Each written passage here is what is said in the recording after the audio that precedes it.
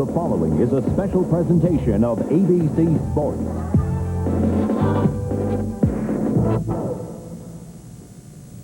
It's 2:30 Sunday afternoon, July 19th, at the old Muirfield Links in Scotland.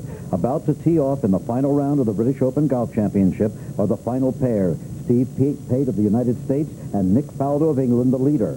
Their homes are thousands of miles apart, but today they're joined in a quest that's being renewed for the 121st time, the journey that leads to a British Open Championship, and we're going to follow them from the first tee to the final green.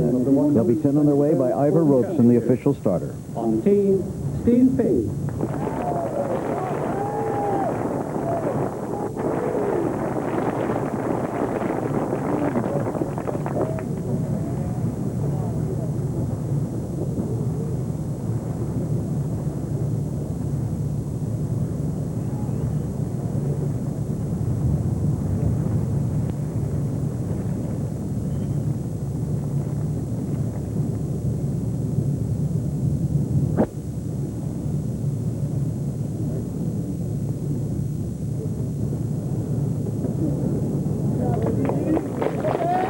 Par 4, over 400 yards. One of the most difficult holes in the golf.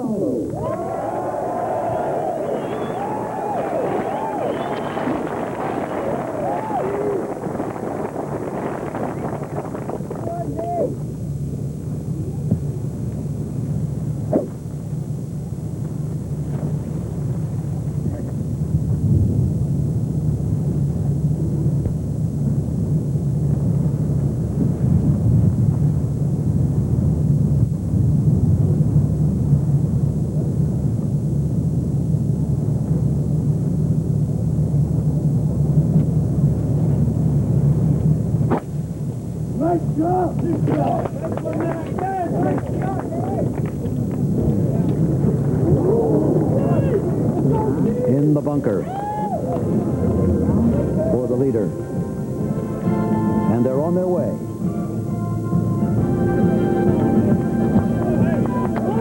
Nick Faldo has already won this championship twice, here at Muirfield 5 years ago and at the old course in St. Andrews the year before last. Since this year's championship began, he's been holding putts like this, determination evident on his face all the way. Once, they derided him here in the United Kingdom, called him El Faldo. No more. Today, he's sporting royalty on this island, his name about to join the great players of a century and more ago. That is, if he wins his third Open today.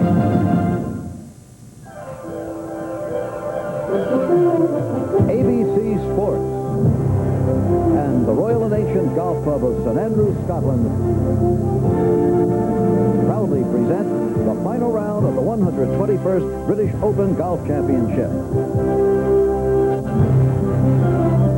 The British Open is always played on the Seaside Links course. The present rota includes 3 in England, Royal St. George's in the extreme south, where we'll be next year, Royal Birkdale, not far from Liverpool, and Lytham St. Anne's by the seaside resort of Blackpool. On the west coast of Scotland lie the famous links at the Turnberry Hotel and Royal Troon, where Arnold Palmer made history just 30 years ago. On the east are the ancient old course at St. Andrews and Muirfield, where we are today. The Honorable Company of Edinburgh Golfers have been based at Muirfield, 25 miles east of Edinburgh, for a century now. Just across the Firth of Forth, you can see lies St. Andrews. On this crystal clear afternoon, the Castle of Edinburgh is visible in the far distance. It was there when old Tom Morris designed the Muirfield course. It was there when the Open was first played here exactly 100 years ago. That was also the first time the Open was played at 72 holes, but in 2 days, 36 holes each day. Well, old Tom never saw as many people in one place as are gathered here today, 100,000 for the total week's attendance.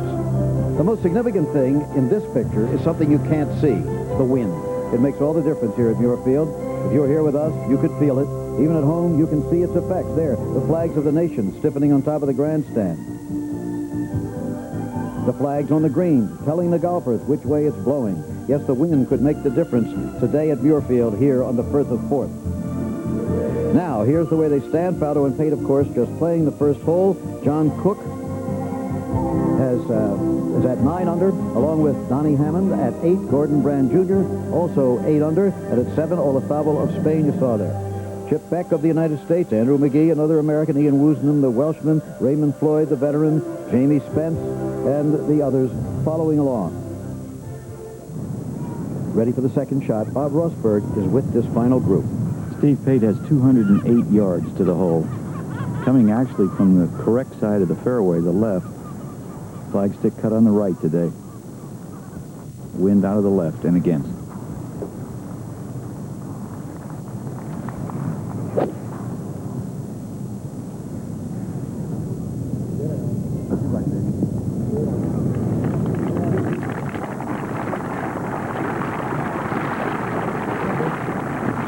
Good shot.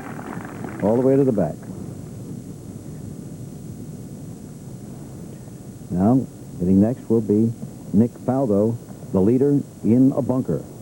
Very close to the leading edge of the bunker. He's going to have to put the ball up in the air very quickly. I don't think he can advance it more than 80 or 90 yards. And remember, it's a par 4 hole.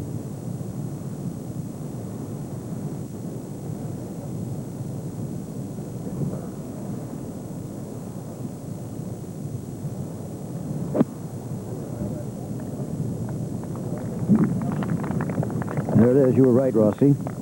So he'll try to get on in 3 and possibly salvage his par 4. Well, good morning, as it is where you are. I'm Jim McKay, reporting from your field, where we've already witnessed a dramatic changing of the guard this week. It's been coming on for several years now, but this year's championship has underlined the fact. Jack Nicklaus didn't make the cut. The most famous golfer of all time isn't on the premises today. Tom Watson also is gone. But they're not alone. Arnold Palmer, who restored this championship to its former glory, doesn't even play here anymore. Modern stars like Fred Couples and Davis Love also failed to survive the winds of Muirfield. Of the old guard, only Lee Trevino, 52, Ray Floyd, almost 50, and Hale Irwin have survived. In other words, the parade moves on, and its new Grand Marshal, it appears, is Nick Faldo. With 18 holes still to be completed, he's on the verge of joining the likes of Bobby Jones, Nicklaus, and Watson, all of whom won this Open 3 times or more. Joining me now is a man who won the British Amateur in these islands, still a great title, and played in this championship twice, making the cut both times, I should add, Steve Melnick. Good to see you. Jim, thank you. It's a pleasure to be here, and I think you said it early at the top of the show. Wind is the factor today, and if players miss-hit shots, they could have trouble throughout the day. We're already witnessing the problems of Nick Faldo on the first hole, Jim. All right, here's Nick with his third shot on the par 4. He has a 4-shot lead at this moment. 150 yards to the hole.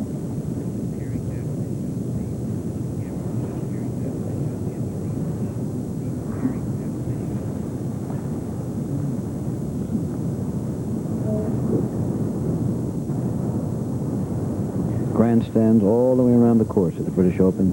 They seat some 16,500. Others streaming around the fairways.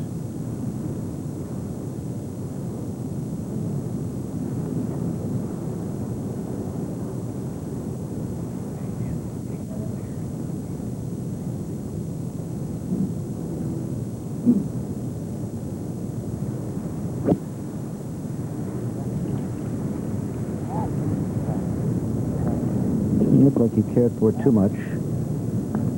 That ball is well left, maybe 50 feet to the left of the hole. He'll need that for his par. Tough start.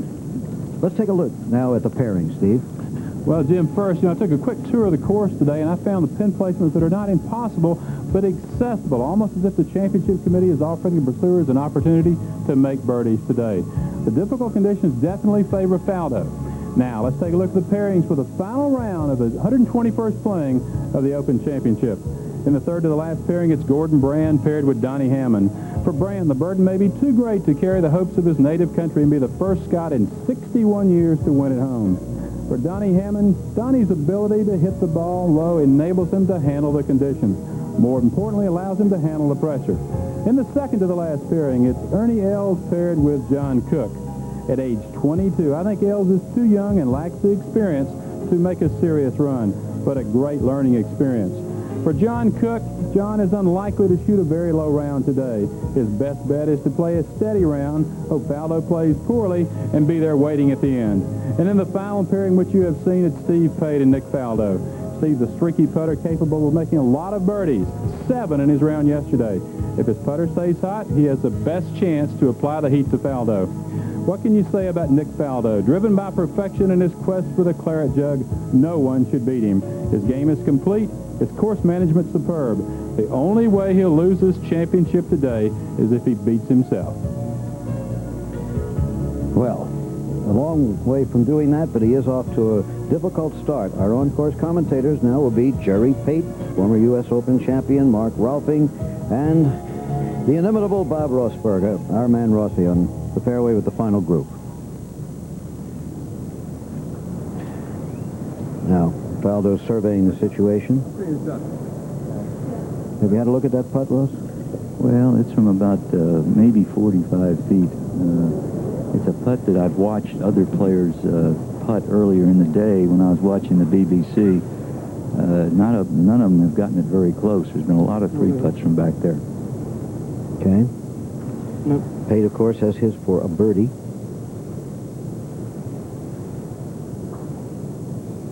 There you see the comparison of the fellow competitors, Faldo with Pate. Faldo with an incredibly impressive major championship record. 15 top 10s in 41 appearances, made the top 25 in 31 times. Pate, not bad. A better major open record than you might imagine, and a good final round average for both players. This is his 5th British Open. 2 years ago, he finished 8th, which went rather unnoticed, as you said.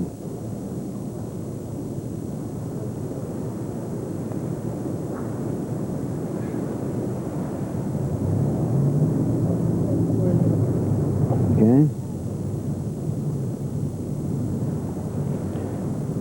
And it'll be over to Nick Faldo.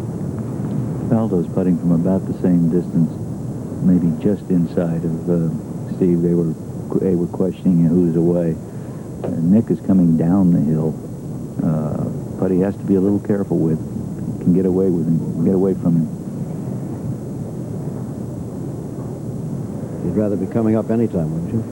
Well, I think so, especially at the first hole.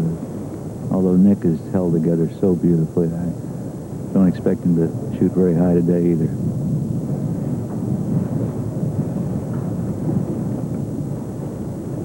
Some of the exhibition tents in the background there.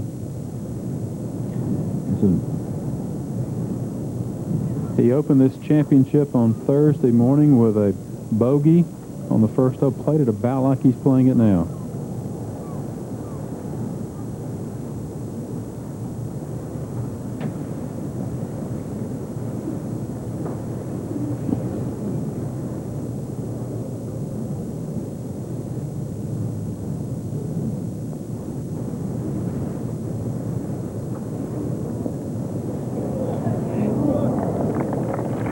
Very good putt. But he'll have that for the bogey 5. On the second hole now, John Cook with a birdie attempt. This is a very quick putt down the hill for John from about 20 feet. That's Mark Rolfing with this group.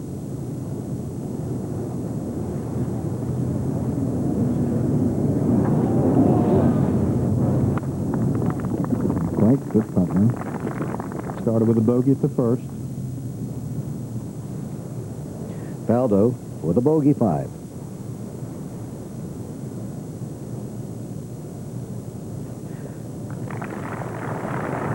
Steve Pate has yet to finish up. Little exhalation of air. Well, maybe that'll help release the tension for him. I don't know, or build it, one or the other.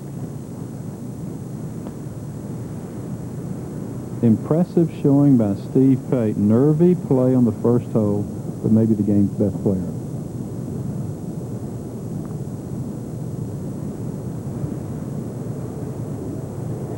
All right, a little close there on the left edge, but the 4-stroke lead has now shrunk to 3 after a single hole of the final round.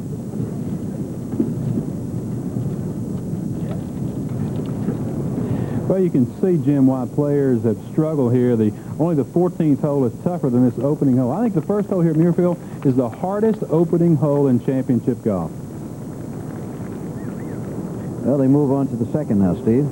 Well, after the tough first, there's a rather benign second at 351 yards. It's a layup off the tee for most of the players. Usually a 2-iron, maybe a 1-iron to stay short of bunkers in the landing area. And then, quite frankly, it's a short pitch to a rather flattish green with an unusual Scottish feature here, a wall down the left-hand side. You wouldn't expect that wall to come into play for players of this caliber, though, right? Just a boundary wall, Jim. There it is. Yep.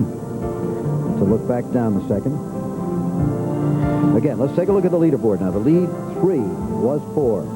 Faldo over Pate. Then John Cook, Donnie Hammond, Gordon Brand, Jose Maria Olazabal of Spain, and Ernie Els of South Africa. A very interesting international leaderboard. And some of the others there, Beck and McGee, the Americans.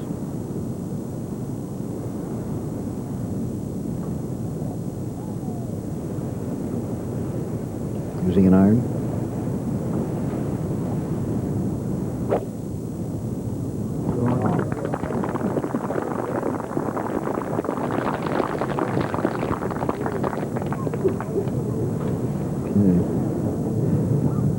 Knowledgeable galleries here applaud all the players quite impartially, except for this man. He's their idol these days. Well, he's gone, Jim, from being misunderstood to being beloved over here. But has also changed his own attitude, at least on the golf course. Much friendlier, laughs a little while, seems more relaxed. A rapport with the gallery.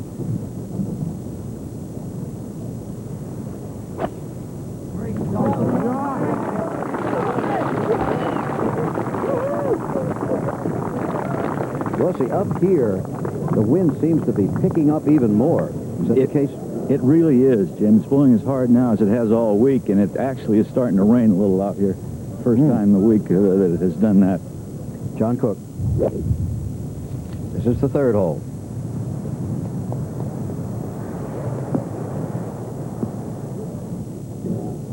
Looks like he found the rough. Well, from time to time, you're going to be hearing the voice of Renton Laidlaw of BBC Radio, bringing us up to date and way out of date with the traditions of Scotland. To the dismay of the Scots, the first Open played at Muirfield in 1892 was won by an Englishman, and an amateur at that. The champion was Harold Hilton. The Honourable Company of Edinburgh golfers had hoped to pay out no more than the traditional Open prize money of £20, but the members of the ancient course in Musselburgh put up £100. So the Honourable Company was left with no choice but to improve on the extravagant Musselburgh offer to get the championship. They put up £110, and the championship went to Muirfield. Well, ladies and gentlemen, welcome to the British Open. All week long, we have avoided the rain. The wind has been up, but not terrible. Look at those flags whipping now. This is a high wind, and it's pouring rain. The umbrellas, or brollies as they call them over here, are sprouting everywhere, including over the heads of the players.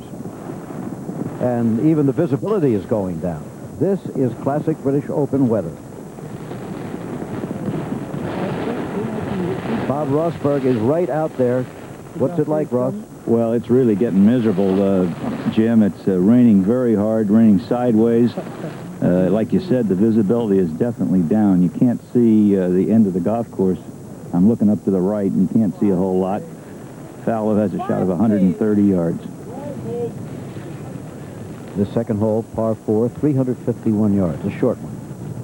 Wind has actually turned a little. It's almost in their face now. See Pate's ball just ahead there.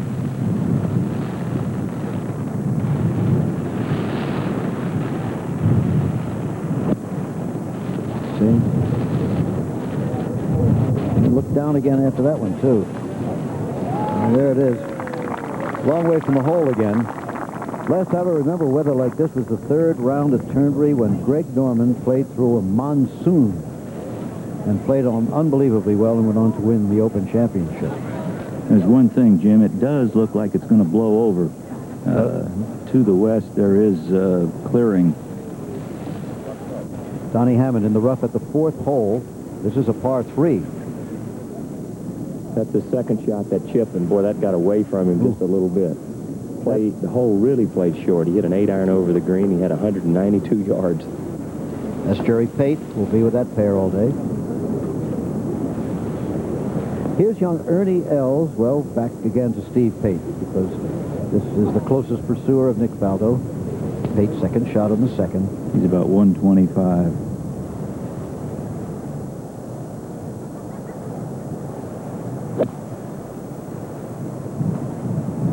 Played it out to the middle of the green. And he's a long way. Way on the left side of the green.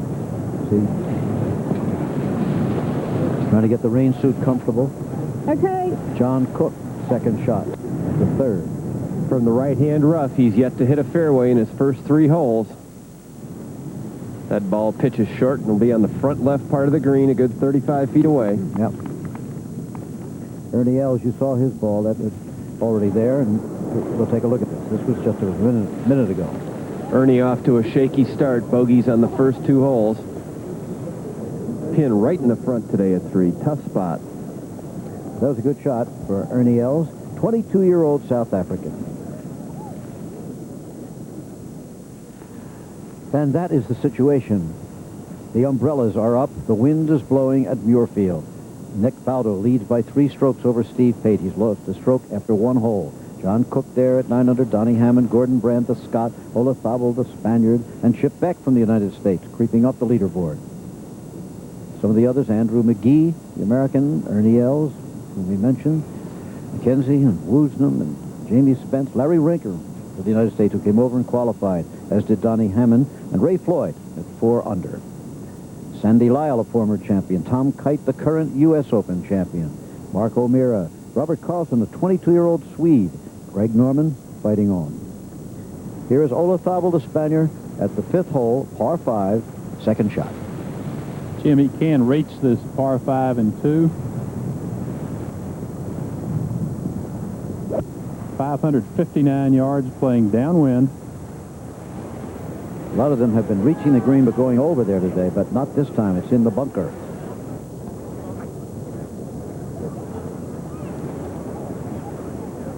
Well, it certainly doesn't make it any easier, does it, Steve? I mean, aside from the wind and the rain affecting the ball, the discomfort of it, wearing the rain suit, wiping off the grips and all that, huh? Well, you better have a good caddy who's used to working with you. Donnie Hammond needing this for a par at the 4th. Oh, he has been so tough this week, Steve. A lot of moxie in Hammond's game. Came over here, qualified, playing well. Now the second green and the leaders. Pate will be first. He's putting from 50 feet. Putt that should swing to his right. There he is. You know, Jim, you kind of have the idea when you're playing out here, your first thought is, has it rained enough that it will affect the speed? And that's something that you have to make a decision on and go with your thoughts. Think it favors anybody out there at all, Bob? Well, Faldo's used to playing in bad weather, I think, a little more than the other fellows, but the American players anyway, but you can't really tell.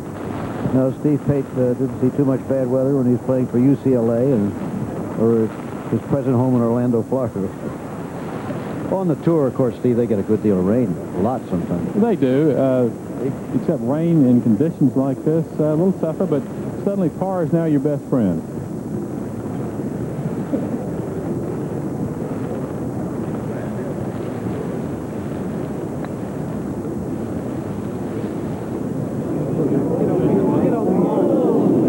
Still has that putting stroke going.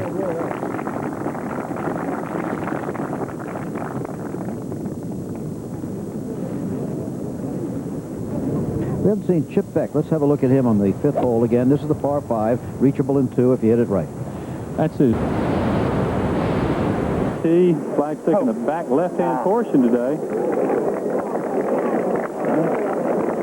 He'll do well to get down in 2 for the par 5. You start playing a little defensively in this kind of weather conditions, Steve? No, Jimmy, play smart. You don't take any chances. You play the safe shot. You play the right shot. Hopefully you play the smart shot. Told that our video lineup pictured in New York has disappeared. Maybe it has in your home. I hope not. But we're going to give you a little radio call here. Nick Faldo standing over his putt for a birdie on the 2nd hole. From 40 feet coming up the hill, should come a little to his left.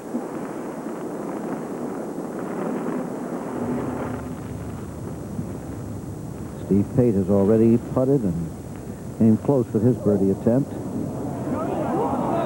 And that should be makeable. He's about 3 feet away with his par attempt that'll be coming up. Faldo and Pate then on the second hole, both looking like they're going to make their pars. At the moment, Faldo kind of blowing on the ball to blow some of the moisture off it. Still raining, the wind's still up. A long afternoon ahead of these golfers. None of these putts, Jim, these short putts, if you will, are any you should take for granted. When the weather is a distraction, it's an irritation, your concentration lapses. Faldo began his day coming out 2 hours before his round and putted for about a half hour, then went back to his hotel, so worked early on his putting. Now he stands over his putt and makes it. Right, par 4 for Nick Faldo.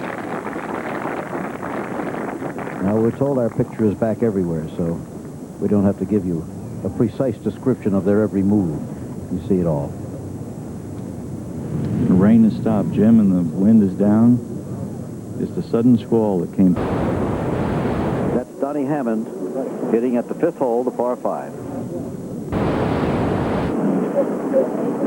Up by the green in the bunker, Olazabal of Spain, his 3rd shot on the par 5. One of the really fine bunker players in the game.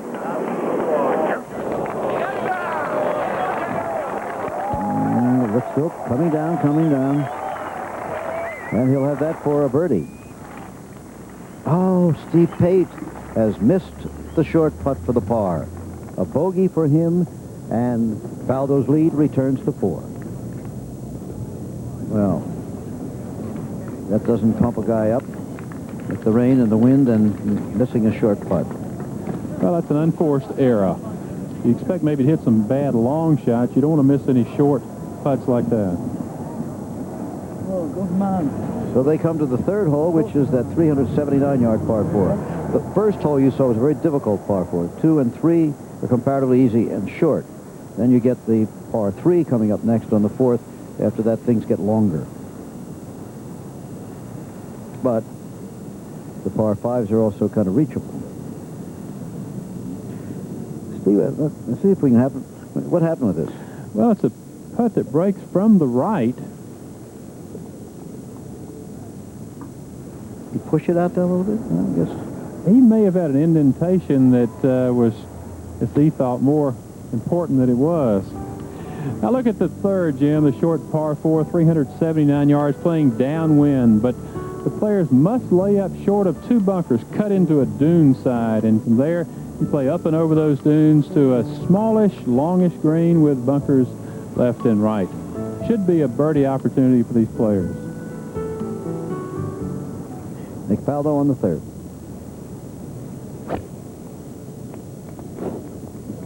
Right up the middle.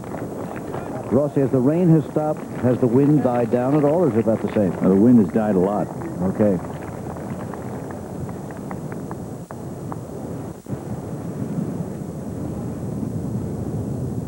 Seeing a bit of the blue sky again.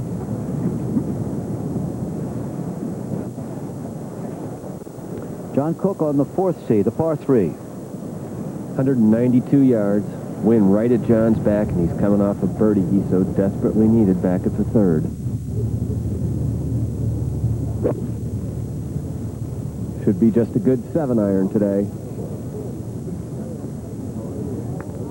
On the green, will it stay? Oh, yeah. Beautiful shot, hole high. And Cook has now taken over 2nd place from Steve Pate. Cook in 2nd place, 3 behind Faldo. So although Faldo gained the 1 back he had lost to Steve Pate, he has still lost 1 stroke to Cook. Here's Pate. 3rd hole. Right down the middle. The British Open goes on. The weather worsened. Now the weather has bettered. Anything can happen from here on in. Stay tuned. The great Harry Vardon won the first of his 6 British Open titles at Muirfield in 1896. After the final round, played on a Thursday, Varden and J.H. Taylor were tied, but they couldn't play off the following day because another event had been scheduled for the Friday in neighbouring North Berwick. Varden and Taylor returned to Muirfield for a 36-hole playoff on Saturday. Varden won. It was the fourth straight day he and Taylor had played 36 holes. Back up a little.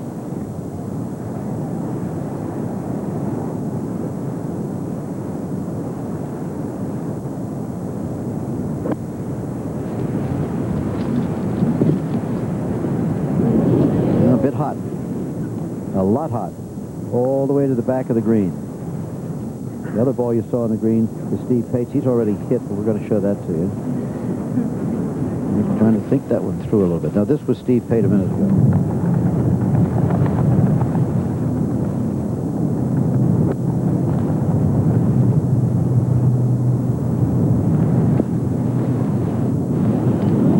Nothing wrong with that. So it's advantage Pate again.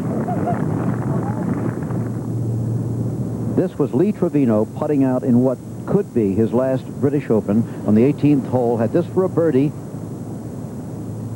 while we're away, and like a champion, he made it for the crowd. 52-year-old Lee Trevino shooting 74 today, and that's his caddy, Willie Aitchison, a long-time pair, and I swear, I think we saw real tears there in the caddy, didn't we, Steve?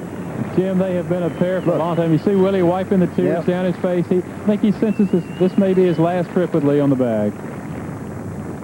One of the great names, one of the most colorful figures in the history of golf. John Cook for the birdie that could move him, at least temporarily, to within 2 strokes of the lead. Really touched the corner there, but didn't fall. All right, the par keeps him at 10 under, even on today's round. The only one of the leaders who are under par is Donnie Hammond, who's 1 under, and here he is. This is the par 5 fifth, his third shot. That's a 90-yard wedge shot, and that ball needs to get down. A lot of wind blowing now. Ooh. Donnie got off to a good start with a birdie on 1, but bogey on 2, and birdie back on 3. A little up and down round so far, and this could be also down if he doesn't watch it from the back of the green.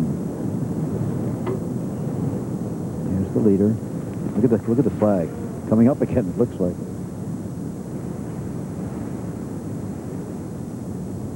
As he looks it over, here's Ernie Els needing this for a par to remain at 6 under for the championship. All right, got that one down. He's been having a tough time. He's 2 over par today. But at age 22 in the final round of the British Open, fair enough. Faldo. Faldo's putting from about 60 feet. Got a wicked bounce with his pitch. Putting back into the wind.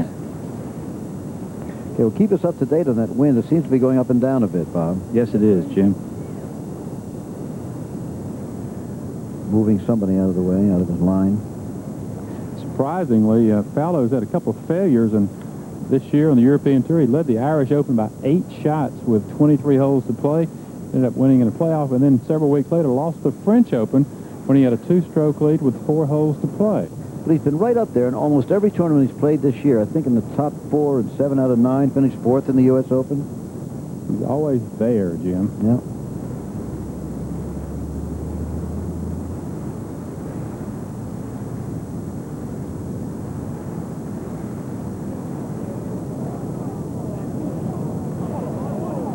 That's beautiful.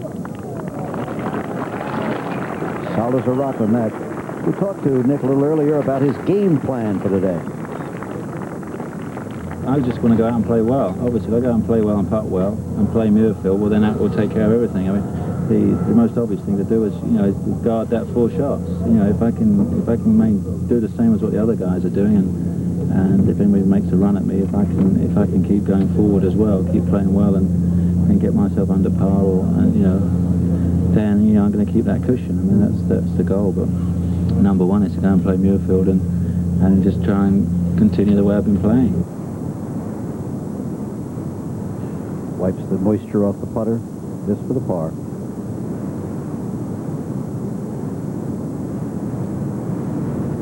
All right, he's down. Faldo continues. 1 over par for the day. Bogey the first hole.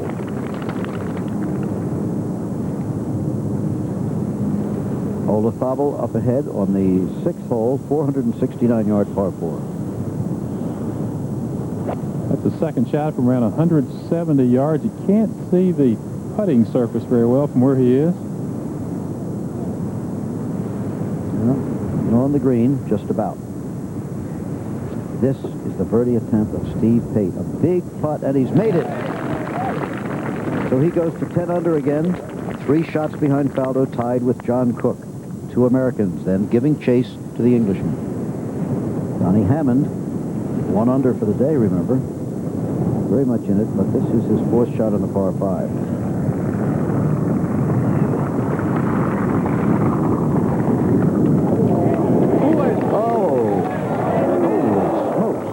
Would that have been something, huh? But he'll have his par 5 and stay 1 under for this afternoon.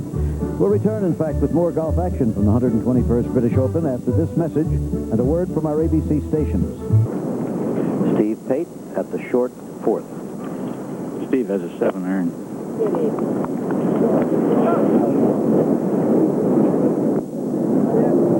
Ooh, that was flying past the flagstick. You know, you look at the yardage, Jim, it's hard to believe. The whole thing, 192 yards today. That's the official yardage, 180, but as Rossi said, it's playing at 192 today. Well, Jim, you play off an elevated tee, which only helps get the ball up in the air, and it's dead downwind today. Big disadvantage hitting first on this par 3. Slightly elevated green as usual, bunkers front and left, right and left. Faldo. Nick has taken an 8-iron after watching Steve.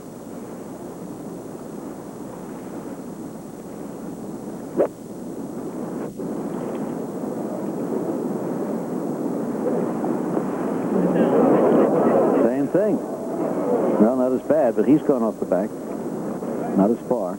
Still rolling. There you go. Up ahead on the 6th hole, 469-yard par 4. This is Chip Beck. 6 under for the championship. 1 over today. Loves playing over here, Jim. Oh, I pulled that one a bit. Ernie Els. Get a look at the British Open rough. He actually got a pretty good lie over here, Jim, in the right-hand rough. Ernie has not hit a lot of good shots today, but still hanging in there. Saved a good power back at the 4th. They've had a drought situation here, so the rough is not as rough as in previous years. It's high rough, but it's very thin because of the dry summer conditions in Scotland. That ball's going to be short of the bunker on the right-hand side. So that rough turned out to be a little stringy, didn't it? Here's the hole. Par 5, 559 yards, playing downwind. You tee off from an elevated tee, and you play along the top of a dune crest. The bunkers down the left-hand side really frame the landing area. And for most players today, it's a long iron or even medium iron second shot to this large green, which funnels down to the left with the flagstick in the back left portion. We've seen a few eagles here today already.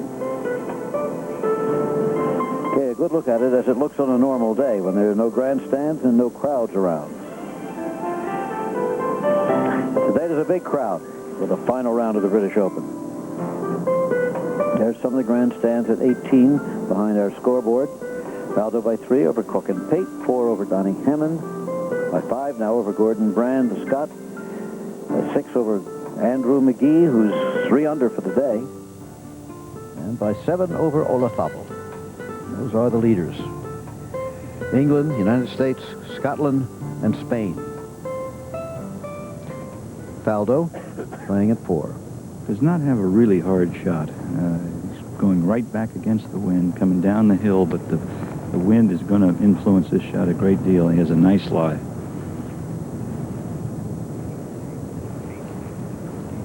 Pate's already played, but you'll see that in a moment.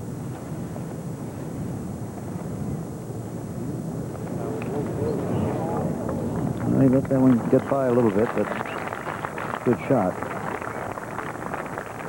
His caddy, Fanny Sunison. This was Pate's shot before.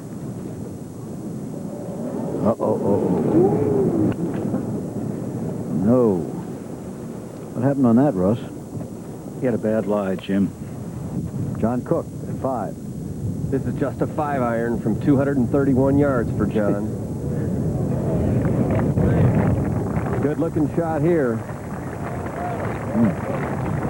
Well, Steve, that gives you an idea of what the wind does to this game over here. You almost throw away the yardage chart. A 5-iron from, what was it, 235 yards? And if you don't birdie the 5th, you feel like you lose a shot to the field. Yep.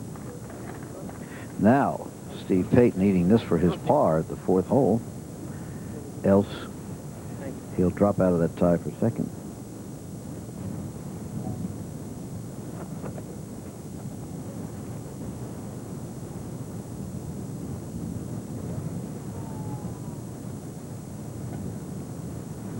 It's a good putt, but not good enough.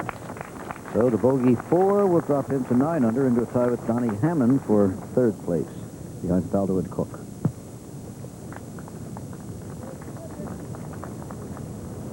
Now, up on the 5th, 3rd shot, Ernie Els. He really needs to make a birdie here. He's got a pitch of about 60 yards. This ball is really going to scoot along the green. Sure is. On the green and over the green and down the hill into the bunker. How about that? Oh, tough afternoon so far for young Ernie Els. As the sun has peeped through. Well, we've had everything. The leaders have only played a couple of holes, and we've seen every weather you could imagine, Steve. Big round for Ernie Els. If he finishes in the top 10 of this tournament today, he'll be exempt on the European Tour next year. Now a chance for Faldo to gain a stroke on Steve Pate by making this par.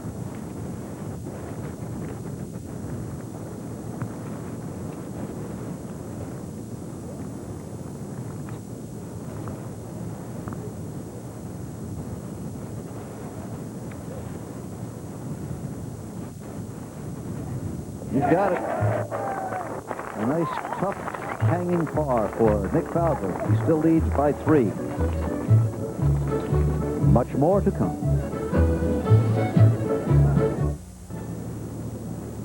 Here's Steve Pate on the birdieable par 5, 5th hole, 559 yards. Downwind off an elevated tee. You can drive it a mile here.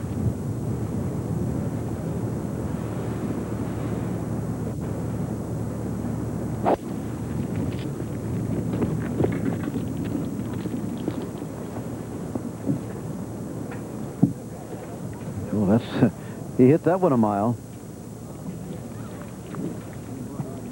And yet, Nick Faldo's ahead of him. We'll see that shot in a minute. Faldo's already hit. The 2 fairway bunkers to the left are where you want to kind of position your tee shot. From there, it's a mid-iron edge. You saw John Cook play a 5-iron moments ago. Now, this was Faldo's tee shot here.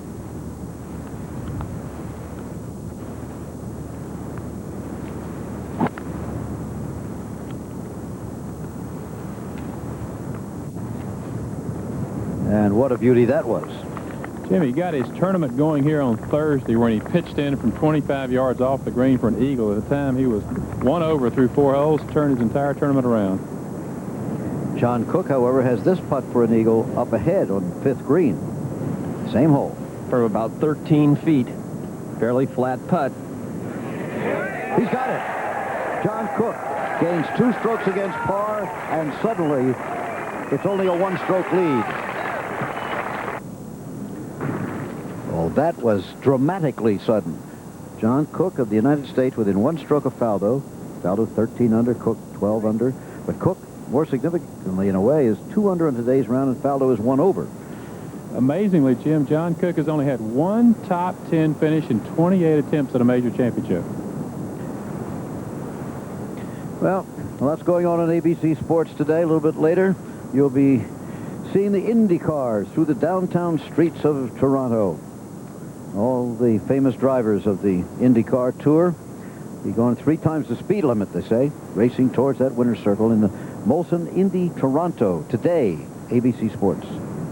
Olafable for a par at the 7th hole, par 3 hole. Okay. Good up and down. He missed the green, played a nice pitch to there, so the dashing young Spaniard still hanging there. John Cook now, stroke off the lead, 6 tee, par 4. Dog leg left here, wind coming from the right. How strong is the wind there, Mark? Oh, it's a good 20 miles an hour, Jim. So it's really whipping now again, as the sun is out. Well, he has driven it in ideal position here to a landing area you can't see from the tee. I can remember John Cook's father, a friend of mine, a long time ago saying, Jim, I got a kid 11 years old who can really hit a golf ball. That was young John. Well, what you want to do is land your ball in here. Well, we'll come back to that in a minute. Ernie Els' tee shot. It's interesting looking at John Cook's week, Steve, as we watch Ernie Els. He's 12 under par. He is 6 under par at the 5th hole. 2 birdies and 2 eagles.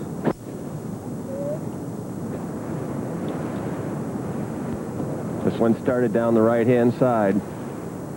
Should kick back to the middle of the fairway. Yep, looks good. Now, it could look at times like these are bare lies here, but that's not it at all, Steve, right? They're tight lies, Jim. The turf doesn't grow long. It's cut closely. Ball sits close to the ground. All right, Donnie Hammond moving along. 7th hole playing into the strong wind. A little bit from the left to the right. Donnie with a 4-iron from 176. Coming off a bogey. Just bogeyed, that's right.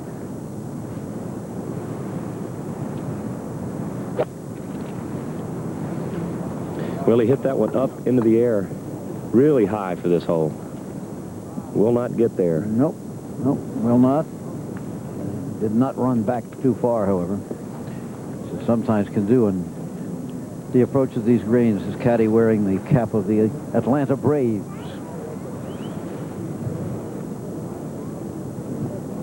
Long way from Georgia. On the left, those are cranes, 200 feet high. Here's Steve Pate second. Steve is 225. This is on tape.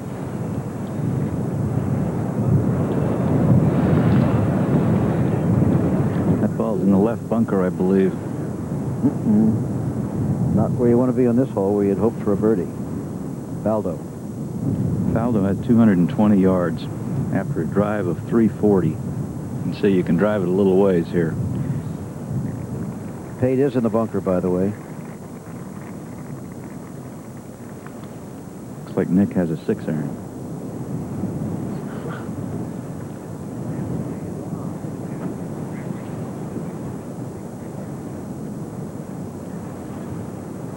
Something blowing across the fairway, that shows you the wind. So does the flag. Oh, gonna have another look. All players very have, gusty. excuse me, Rossi, all players have definitive pre-shot routines, and once they break those, they're better doing what Nick did, and that is back away, start over. You can hear that the wind is gusting up and down, makes it very difficult to judge.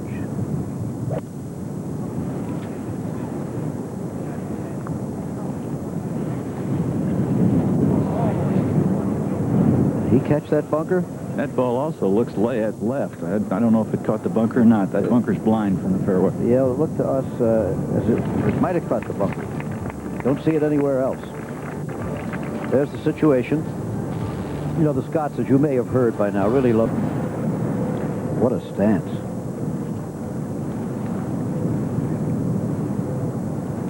Well, That's a great shot.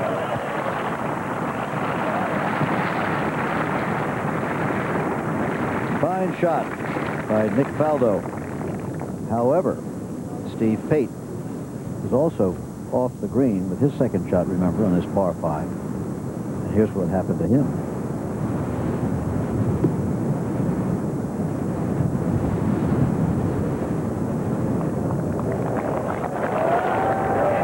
Now there is a real birdie possibility that might well, those should move him up a bit. He's dropped to 9 under, you know. He needs a couple of birdies. Here's John Cook, 1 stroke out of the lead. Moments ago, 469-yard par 4. He hit another beautiful drive here at 6, had only 184 yards. This ball takes a huge pitch, but spins pretty well behind the hole. Beautiful. That's the strongest part of Cook's game, the mid-irons. It's awfully good. And now, Live, here is John Cook, born Toledo, Ohio, resident Marietta, California, 34-year-old touring pro, for the birdie, and would have tied him for the lead. However, he's playing extremely well. He's 2 under par for the day.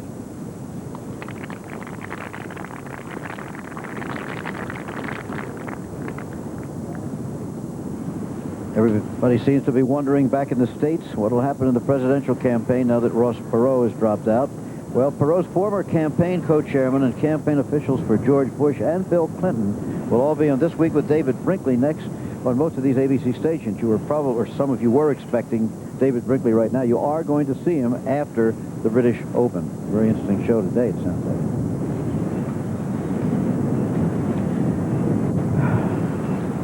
Nick Faldo. From about 35 feet with the wind coming down the hill.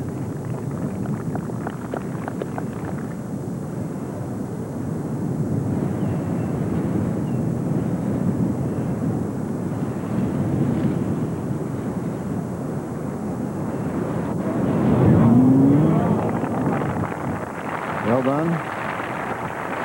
That for the par, and he'll be well satisfied to walk away from this one with a par after that lie he had.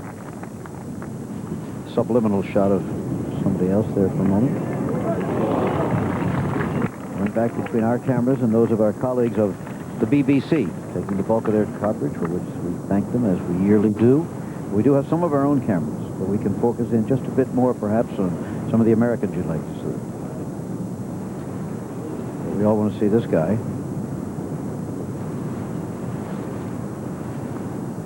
Who leads by 1. John Cook. John Cook got off to a real fast start this year when he won the Bob Hope and the Hawaiian Open. And he slowed down a bit. Second at Greensboro. He's got it going today.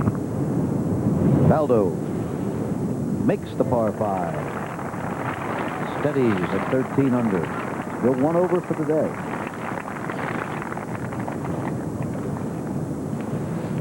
Deep study as he leaves the 5th. Moving on to the long par 4 6-hole. Pate for the birdie.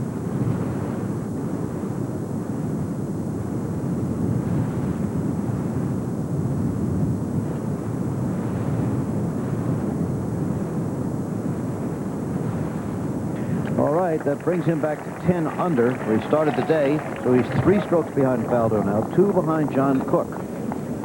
But he really needed that one. Interesting sight, the Firth of Forth with the Scottish sky overhead and the serpentine winding of the crowd moving around the golf course. Coming in now, and he's been watching every moment, making notes and ready to go, the new big fan of the country of Scotland, Brent Musburger. Oh, you bet, Jim. Thank you very much, and a pleasure again to be alongside Peter Alice, the longtime voice of the BBC, who has been helping us out with our ABC golf coverage. And Peter, I must say, as we focus in on Nick Faldo, off to a bit of a shaky start here today, although he was able to save par after being in that bunker with that atrocious lie. Yes, I think Ian Baker summed it up. With the wind in this direction, the first really becomes almost a par 5, and about 50% of the field have drop strokes at the first hole. Now, the 5th hole, the par 5 is downwind, so if you just reverse the par, then that's how you want to start. You know, you drop one at the first, you pick one up at the 5th. This is a day really when you forget par. You just play golf, and you play strokes, and you defend, and you attack, and you do the best you can. And it's as the scuddy showers come in, the wind, that's going to be more and more prevalent, I think. Now let's watch John Cook here at the 7th. This is a par 3, 176 yards. Should be a good 4-iron for John. Into the wind, and this one's headed way right. All the way over the crowd. Yeah, that's a pretty wild shot, but it's very difficult. It's an exposed part of the course. The tee's sort of raised a little bit, the green sits up, and there's sort of nothing to really aim at. Leading by a stroke, he's now at the 6th tee. Kenny, how are you?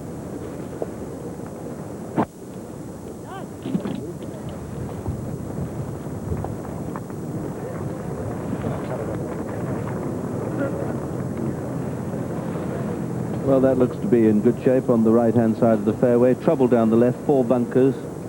Faldo just not clicking into gear at the moment. This hole, you can see, goes down. It looks fairly open, but of course so many of the holes here are made by the wind. The bunkers on the left come into play from the tee. If you go out too far right, if you get under there's a bank there on the right and thick rough, a wall on the left-hand side. When the wind's against, of course, if you miss it, your second, you can end up behind the wall. Then through and up to a slightly elevated green, and those big bunkers which eat into the very sides of the green, and Archerfield Wood standing right behind and looking down towards the 8th. Here's John Cook's problems at the 7th mark. Well, the 7th hole, Brett, has ruined many a good start this week at Muirfield. We saw it happen to Steve Pate yesterday after he'd made 4 birdies in a row. Paul Azinger made a 5 from over here the other day, and I think the one thing John Cook needs to be careful of is remembering 4 is not a bad score. No, he's played a good pitch there, and I think it's a day when you really forget par. You do the best you can. Holes of 410, 420 yards can suddenly become really good par 5s. Now, here's a story. Greg Norman has worked his way to 3 under in the tournament. This is for par at the finishing 18th hole today. 68 for Norman, and that ties the low round, Peter. Yes, Ian Baker Finch, the defending champion, finished also with a 68. And Greg Norman just didn't get away to a quick enough start. 71, 73, only just qualified for the final 2 rounds. But it's hard. You can see the sea is very grey, and white horses bounding about in the 1st or 4th. But Faldo still leads by 1, being chased by Cook and Pate. But the next 3 or 4 holes are going to be very important until they get to the turn. Then there's a little bit of a breather, 10 and 11.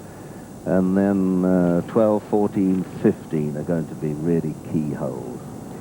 The last time that Faldo won here, he was perfect. They said that was the headline of the tabloids, even par all the way around. Today he gave one up on the 1st hole, and he is 1 over through 5. This is his 2nd shot at the 6th. He had a very weak drive, kind of shanked it up into the wind, tried to turn it, but it didn't turn at all. He's 220 yards to the hole.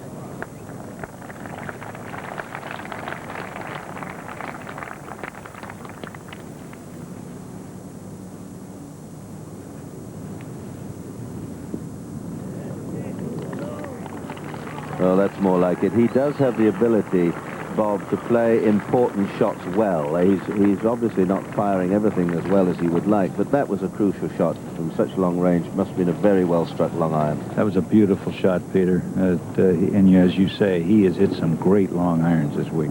Just superb. Steve Pate measuring the wind there, Rossi. Steve Pate outdrove Faldo 60 yards here. He has a shot of 160 yards into this hole.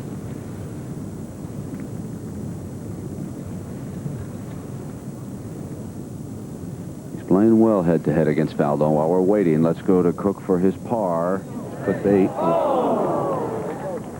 Well, that's only 1 shot dropped, and might have been a lot worse.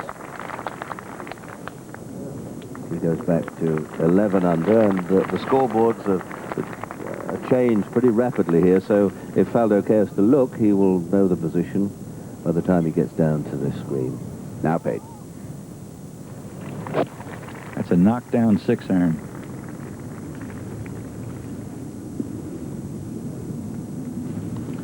That's a beautiful shot, too. He is playing beautifully. And remember, he was very sloppy on a putt at the 2nd hole. But Steve Pate is looking Nick Faldo right in the eye here today and not backing away. We'll continue. When the Open Championship returned to Muirfield in 1912, the winner was Burley Ted Ray, who would later win the U.S. Open as well.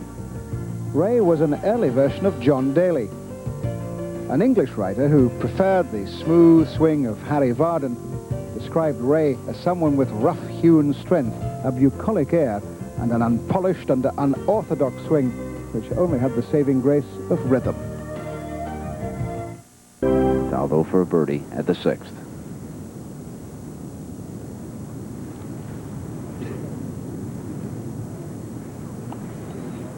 Well, he needs to get a putt or 2 in, from his point of view. Of course, his challengers don't want him to hole any putts at all, particularly this one here, John Cook, who's going along nicely, playing the 8th hole.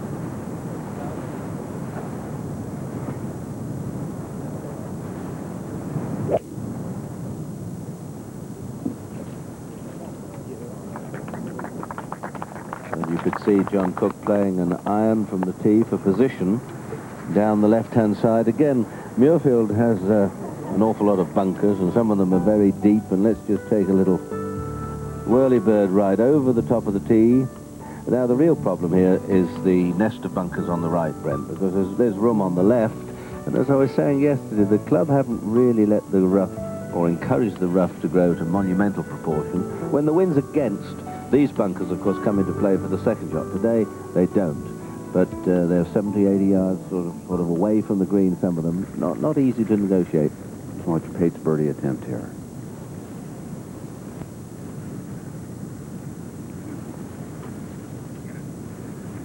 He's a great long putter. Beautiful putt.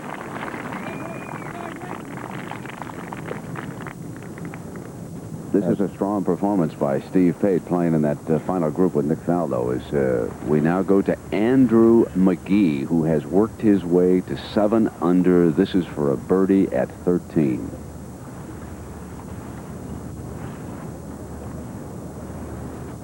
Most of the flags today are pretty well to the back of the greens, which, of course, when the hole's playing downwind is a big help. I thought yesterday and the day before, one or two of the flags only 8, 10, 12 yards on the green made getting close to the holes very difficult indeed with a 30-mile-an-hour wind behind and hard ground. This isn't a pushover par 3 either, this 13th, but McGee here for a 2.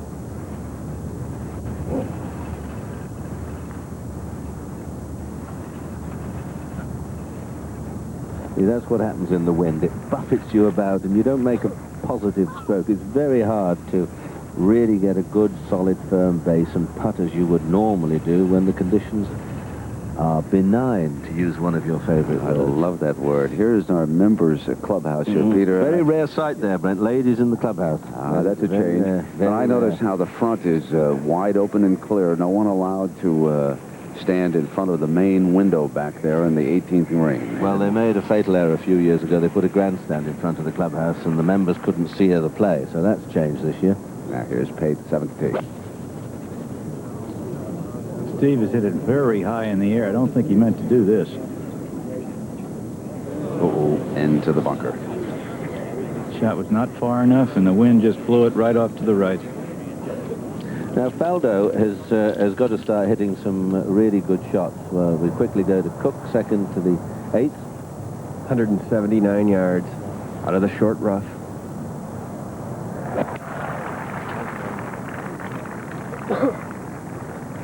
I think he likes it.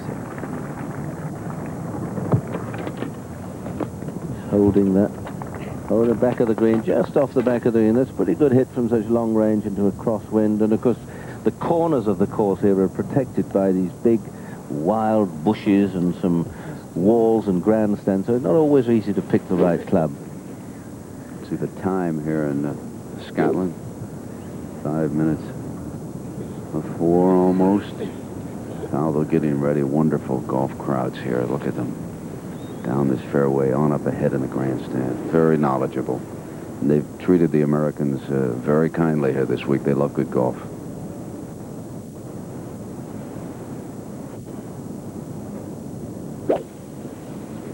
That's bored into the wind. Going over the right of the flag. Beautiful golf shot. Yeah, that really was a well-struck shot. And I was saying, Faldo, rather like Jack Nicklaus, and I think it would be entirely wrong to compare the skill of Nicklaus with Faldo at this moment. He may go on and win many more majors, but he has the ability not to make silly mistakes. Here's Pate's shot. Well, he swings so slowly, it's very hard to see what causes it. I think he just caught the ball high up on the blade, and it just sort of got underneath it. One of the problems of swinging short, a three-quarter backswing, and as slowly as he does, you've got to really keep your tempo, otherwise the club face can just come back to the ball in the wrong angle and you make a miscue. Peter, let me ask you about the little mini controversy that was prompted by your comment. Faldo interpreted it that you were criticizing him for his quest for perfection, and then he had a rather funny thing to say. Anybody can climb 39 steps into the commentary booth is an instant expert. I made sure, Peter, that you and I climbed only 38, by the way, but But what prompted that? Is there anything to it? Well, it's all a storm in a teacup, really. It was just that if you're a commentator or an announcer, surely you're allowed to make comment, and I passed comment, what criticism, that I thought Faldo earlier in the season was spending a lot of time perfecting things instead of perhaps working on his short game or his putting or generally getting himself into a mental state of winning tournaments. I never saw Jack Nicklaus throw a tournament away. I saw Arnold Palmer throw tournaments away, and many other people lose championships and tournaments. Never saw Nicklaus do it. Now, Faldo started doing that, getting in a position to win and then throwing them away. He took it, he was asked in a press conference told that I'd said this, and he said, well, anyone's an expert who climbs 39 steps up the tower. So. Now here's Pate trying to be an expert out of that bunker. That's where the game has improved so dramatically in the last 10 or 15 years. I don't know why we bother to call them hazards anymore. Every player playing today, whether it's male, female, boy or girl, are wonderful out of bunkers. Johnny Hammond's 4th shot at the 9th hole here. He drove into the rough, pitched into a bunker. Now it's the 4th shot at this par 5. Brent, he's had all kind of problems on this hole.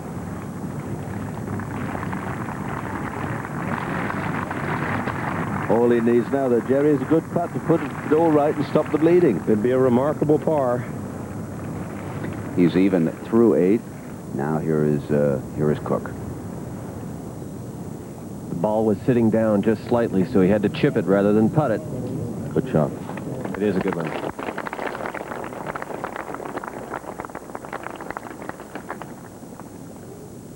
Now after that wonderful tee shot, Faldo, extremely patient, works his way around a golf course. A thinking man's golfer, isn't he, Peter? Well, yeah, just to finish off the point I was making before, Nicklaus is played in his heyday less destructive shots or silly shots than anybody I'd ever seen. He seemed to have the heart and the courage. Faldo certainly got heart and he certainly got courage, and he doesn't make silly, frivolous errors, or very rarely. And then just seemingly when needed, he holds a putt. Now here's probably at this moment a very crucial putt for him. If he holds this, a great wave of confidence and relief will sweep over him, I'm sure.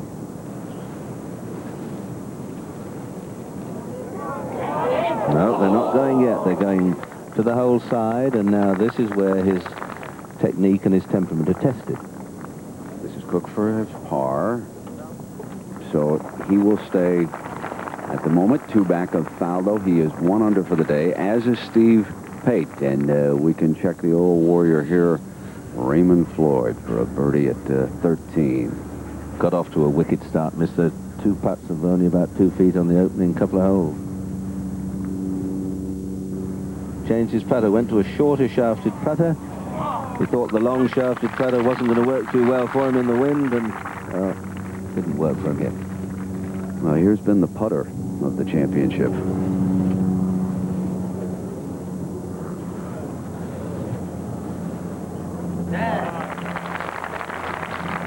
Faldo could have his hands full. Pate has been deadly from especially far off. He'll use that putter when he's well off of these greens here on this links-style course. There's a wonderful thing. My favorite scoreboard in all of golf, Mr. Alice. I found it here. The fans get around there, and it's a hole-by-hole posting of all the competitors. You can follow everybody, and there's so much interest, and it's lovely. And we will continue from the 121st British Open after this message and a word from our ABC stations. Peter Alice says this could be a critical hole. Here it is, the 9th tee shot, John Cook. This one is headed way left toward the stone wall.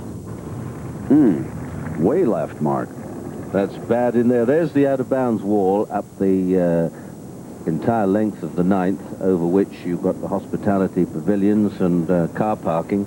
And the wind's off the left. The wind, as you play this hole, is coming at them about 11:30, if you can imagine the clock face. It's not absolutely dead against, I don't think. And I think John tried to hold it into the wind and just let it leak away onto the fairway. Now, this is his... he's playing 3 off the tee now. Playing 3. It was over that wall. Mark said it was far left. It was the first time I've seen him try and swing really hard. This one's now headed toward the right-hand rough. Oh. Usually John Cook's tempo is so good, but it really looked like he tried to give that first one a little bit extra.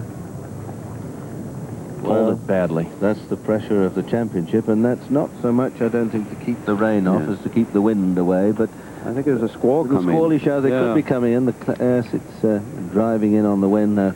Cook's fourth shot at the 9th. It's a par 5.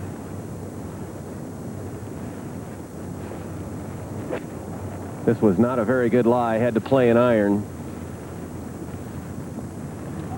Don't you remember yesterday, Mark, when he chipped in from off the green for an eagle, and here he is still battling his way to get up there, and what a difference. Now Faldo, this is his second at the par 4/8, and the rain is indeed coming down. This is the second time here in the final round. The authoritative voice of Fanny there.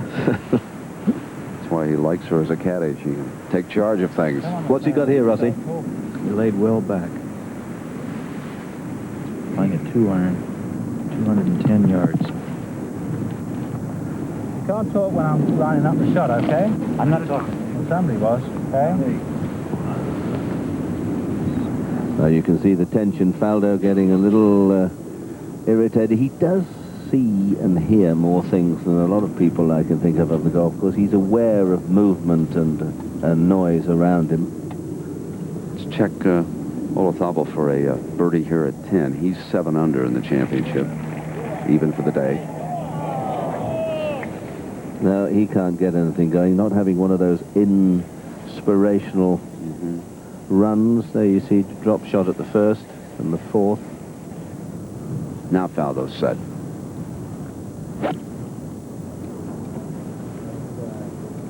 Kick right. Kick right. And going to trickle off the green here at this par 4.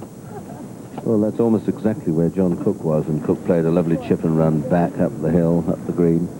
You know, Peter, Steve Pate has to be, if nothing else, gaining some confidence in what's going on out here, because Faldo has not taken charge yet.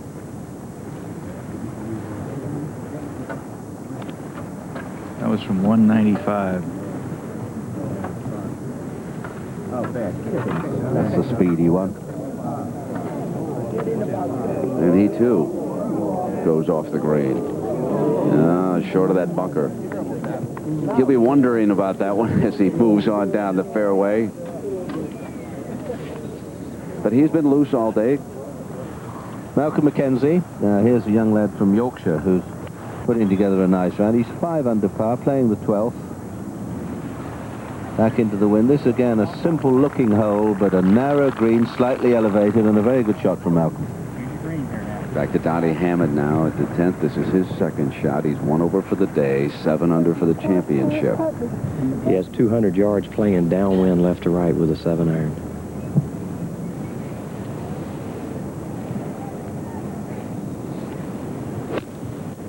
Ball should fly out of this rough, and that one did. It's coming out hot.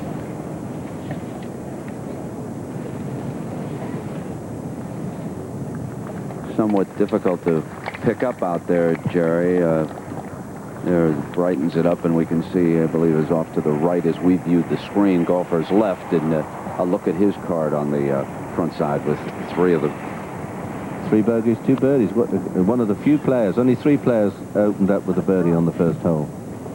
There were many more double bogeys than birdies, Peter. And now we go back to John Cook and his problems here at the 9th. Trying to avoid the double bogey. Also, this is 5th shot from just over 100 yards. He started it well left of the flag. Trying to get it to spin off the hill here. Doing a pretty good job, too. That putt to save a shot, and a 6 or a 7 at this time. Crucial blow. And he should get a little bit of a break, but 12, 14, and 15, I think, really are going to be crucial in the next run of holes. And, of course, if you're faced with having to get a 4 at the final hole here at Muirfield... Peter, wouldn't you think that Nick Faldo would like the weather to stay a little hostile, make it a little more difficult for someone to really put together a round against him? I don't honestly think so, no. I think he just like anyone who says they like playing with the umbrella up and trying to keep the grip dry and the glove is slightly crazy. I think you want the weather to be reasonably nice. But you see, it's not cold. He's in his shirt sleeve order. But the thing is, he just wiped his hands through his hair. You just hope he doesn't have too much grill cream on and then goes to hold the club and it flies out of his hands. Just a little dab will do, yeah? Well, it's such an innocent gesture, and suddenly the 4 irons up in the grandstand. Now, a bit of chipping to be done here at the back of the 8th green. First, Steve Pate. 2 behind Faldo. Cook in trouble up ahead. So 2 very important little chips here, and that looks to be a beautiful pace. Wonderful. He's chipped and taken his putt of him off the green in fine style here this week. And, of course, he seems to be able... He's adapted to the game of the long chip and run and the sort of Texas wedge very well here. And that's... I'm sure he'll just go up and tap that in. He was so disappointed that he couldn't take part in the Ryder Cup because of that automobile accident that he suffered going out to dinner before the competition began. He injured a rib in a 3-car auto accident, played the first day of the team competition and then had to drop back. And so, in effect, this is his international competition, and he's matched against Nick Faldo here in the final round and doing very well. In fact, today he's 1 under for the round, and Faldo is 1 over. Now it's Nick.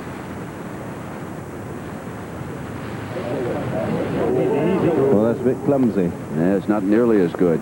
No, he tried to chip it, tried to hit it sharp and get it to run and check. And now he's just putting enormous pressure on himself, because these 6, 7, 8 footers for pars, they're not the easiest thing in the world to do. And the rain and the wind sweeping in. Here's Ian Woosnam at the 12th, his second shot. Peter, he had a bit of pressure on him here earlier today when he's now at 4 under for the championship. But Prince Andrew, who's a bit of a golf fan, arrived and immediately made his way to the first tee and went walking about with Woosie for a while. Yeah. The 9th. We'll just go and see whether John can get this for a 1 over par 6. It's about 18 feet down the hill. Pretty quick putt.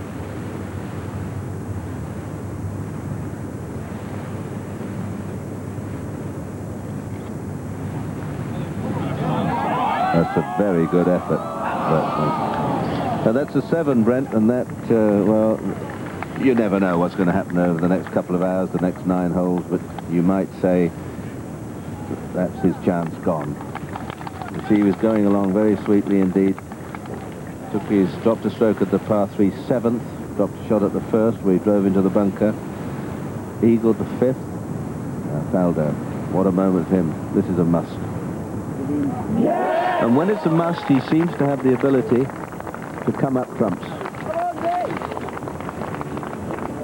So Nick Faldo, who has saved par brilliantly throughout this championship, does it again and moves on to the 9th. During the 1920s, the British Open belonged to 2 Americans with very different personalities. The cultured amateur, Bobby Jones, and the flamboyant pro, Walter Hagen. They won 7 British Opens in 9 years, and in 1929, Hagen won at Muirfield, battling through a gale on the last day to win the title. Although with that fine save at the 8th, brimming with confidence now, steps to the 9th tee. Yeah, wants a good drive here. This is hard hole.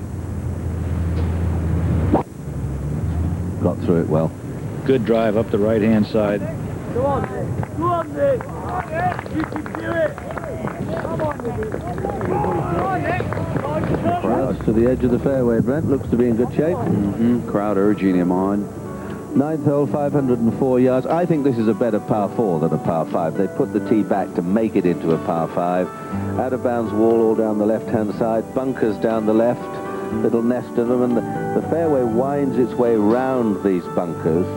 And then another nest of bunkers starting some 100 yards or so from the green. So you've got them all sort of running up the right-hand side, and as you get nearer to the green, the out-of-bounds wall comes nearer and nearer. So when the wind again is in the wrong direction, it makes it very difficult. This was a great shot of Nick. This was on Friday, his second shot from not a very good lie. He's got a metal 3, a sort of spoon, metal three, and he really nailed it. Now he hits it as well as he can, and that little kick in there was, that's something you're in the lap of the gods. It came round on the slope of the green, 4 or 5 feet away, and he popped that in for 3, and that really set him going. It certainly did. And Bob Rosberg, what happened to Steve Pate's tee-ball? I don't know whether the club slipped in his hand or what. It was raining pretty hard when he drove, but he hit a dive hook that went about 125 yards into the left-hand rough. If it had gotten up at all, it would have gone over the fence, but it was so low that it just buried in the rough. He has a terrible lie. Can he reach the fairway, Bob? Can he get somewhere in relative safety? He's going to have problems, I think.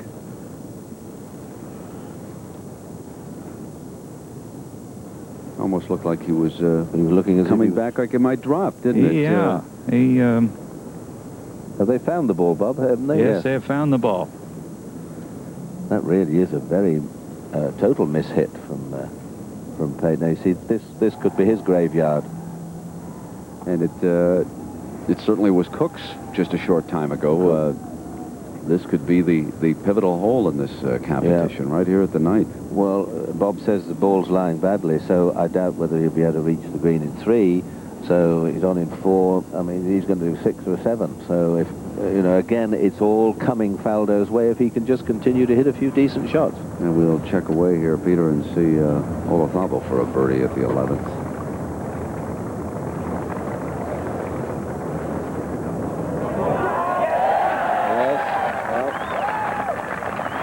Only 1 under today, 8 under for the championship. And here again, you see, you just hole a couple of putts out of the blue and you're right back in it. We're just disturbed now for the crowd.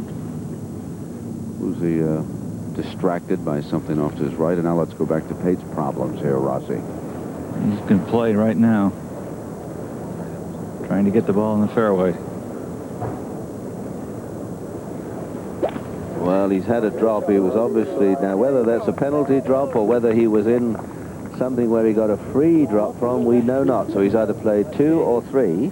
I will check on that, Peter, in just 1 minute here. He had a break yesterday, remember, on that ball as to whether or not he had grounded his club in the fairway. And that went to Steve's. And that was the 5th hole when that happened yesterday. John Cook at the 10th. Another wild tee shot here for John Cook. He hit it way right. He's got 220 yards to the flag. Doing its best to creep up to the edge of the green. It's still 40, 50 yards from the flag. Well, you must have known something, Peter, about the 9th hole as we watch Olafabo here at the 12th. Now, he's gone to 8 under. See a couple of good irons and some magical putting, and suddenly, it's possible. We've seen when Trevino won here 20 years ago, he had a run of 4 or 5 birdies in a row. It can happen even on days like this when the wind's blowing. Meanwhile, Faldo, the 9th. That's a very solid 3-wood up the right-hand side. Threads it through the bunkers, you see, not reachable for him in 2 today, some 30 yards short of green, so you'd have to say assured of a par. What happened to Pate, Bob? I'm going to talk to the rules committee man right now. The thing is that if he got a free drop from there, that is a bit of outrageous good fortune, because it was a very poor tee shot caused for whatever purpose. But, well, 12th now, Ian Wisdom for a par 4.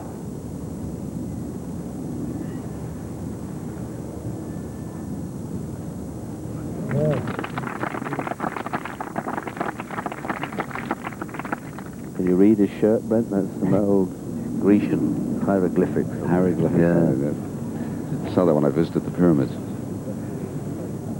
Well, Pate found trouble. Goes from one problem to the next, doesn't even? I get an opportunity here, Peter, to remind everybody that Saturday on the ABC, a full day of championship golf. At 2 Eastern, 1 Central, and 3 Pacific, the top seniors from around the world will converge on the famed Royal Lytham and St. Anne's Golf Club for the Senior British Open. Then live at 3:30 Eastern, 12:30 Pacific, we'll begin our weekend coverage of the United States Women's Open Golf Championship. They go to Oakmont, just outside of Pittsburgh. That's the first time the women have competed for their championship there, all coming up Saturday. And certainly you have covered our United States Open from Oakmont. You know what a challenge that'll be for the women next week. Magnificent course. So we... Now, Pate, he's found... I think he can get it on the green for me. If he's just got to hit it clean enough to get it up and out. That was clean enough. And that is his fourth shot. He took an unplayable lie, as I suspected. Oh, he's killing himself here. He's killing himself, and this will relieve the pressure on Faldo. So, in many respects, Faldo has done very...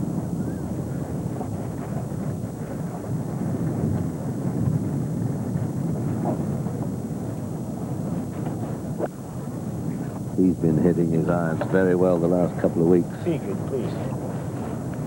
There you are, like that.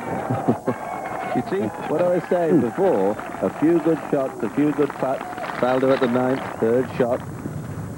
He's played a good one too, but it's unlucky not to get a little bit of spin. That might easily have stopped within a couple of feet, but it didn't. He knows it might have done. 35 years of age yesterday. And if he wins today, he'll look about 25 come about 8 o'clock tonight. And he picks up another claret jug as Pate pitches up out of that bunker. A very good shot, Brent, from there, because he's dealt himself half a dozen body blows.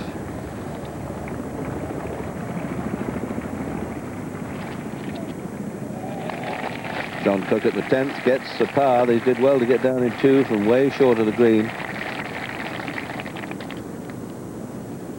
9 under, 4 behind Faldo. 7 at the 9th hole.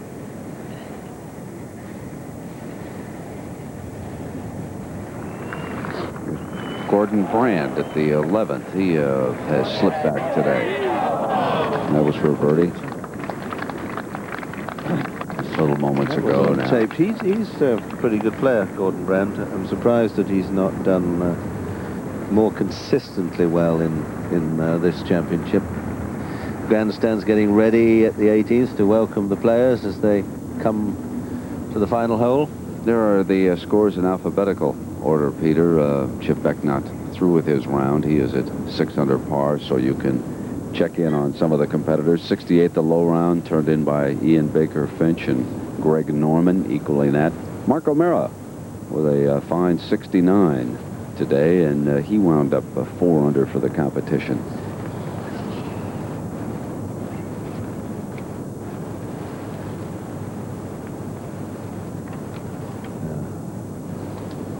Big putt here. Keep saying that. They're all big putts, but little snippet of information. If you're thinking of coming over to Scotland, there is no such place as Muirfield. A lot of people think Muirfield Golf Club, it's known as the Honourable Company, and the golf course is known as Muirfield, but the village is Gillen. So if you do come, and lots of people have wandered about, never to be seen again, looking for the magic village of Muirfield. You have to go to Ohio to find Muirfield Village. That's right.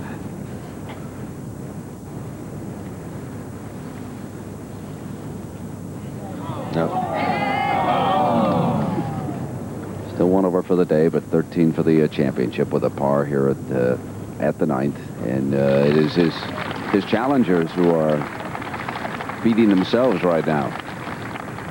Well, Pate's got an awkward, about 4.5 footer to hole to only drop 1 stroke. And this would be a pretty good 6. Now, the wind is blowing from behind him, so it's pushing him onto his toes. What there is, it's pretty sheltered in that corner.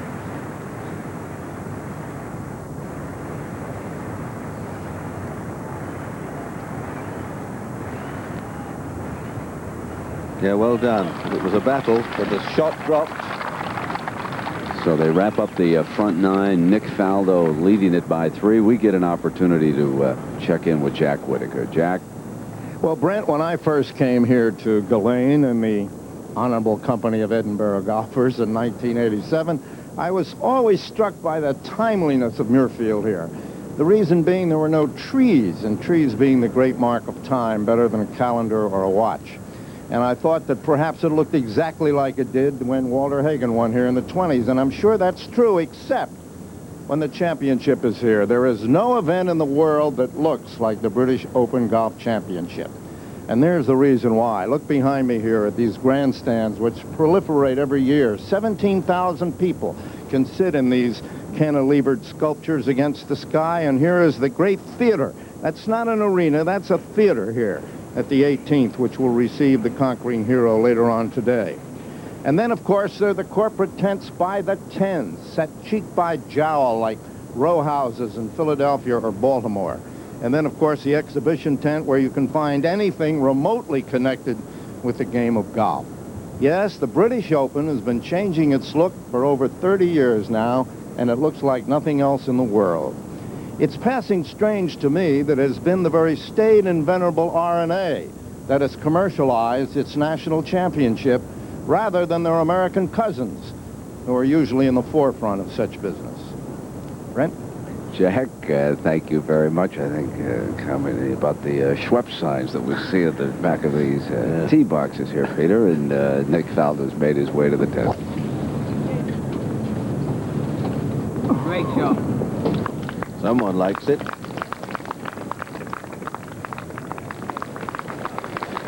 They should like it. Down the right-hand side on the fairway. Now, Olazabal with that birdie attempt here at 12. Big putt if he gets this.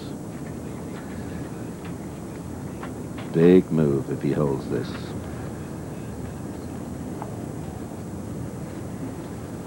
Yeah, he's got it.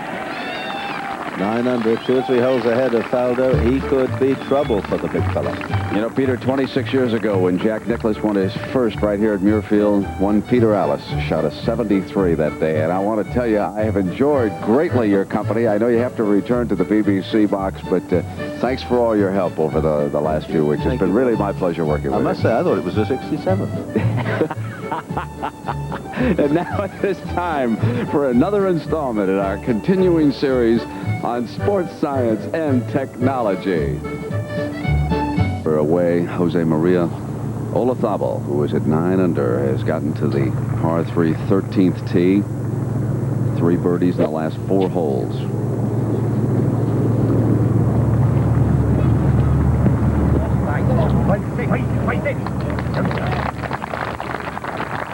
So it is the Spaniard trying to mount the charge here as John Cook and Steve Pate slipped back of Nick Faldo on the 9th and his second shot here at the 10th. That was from 200 yards. Wind out of the left and behind.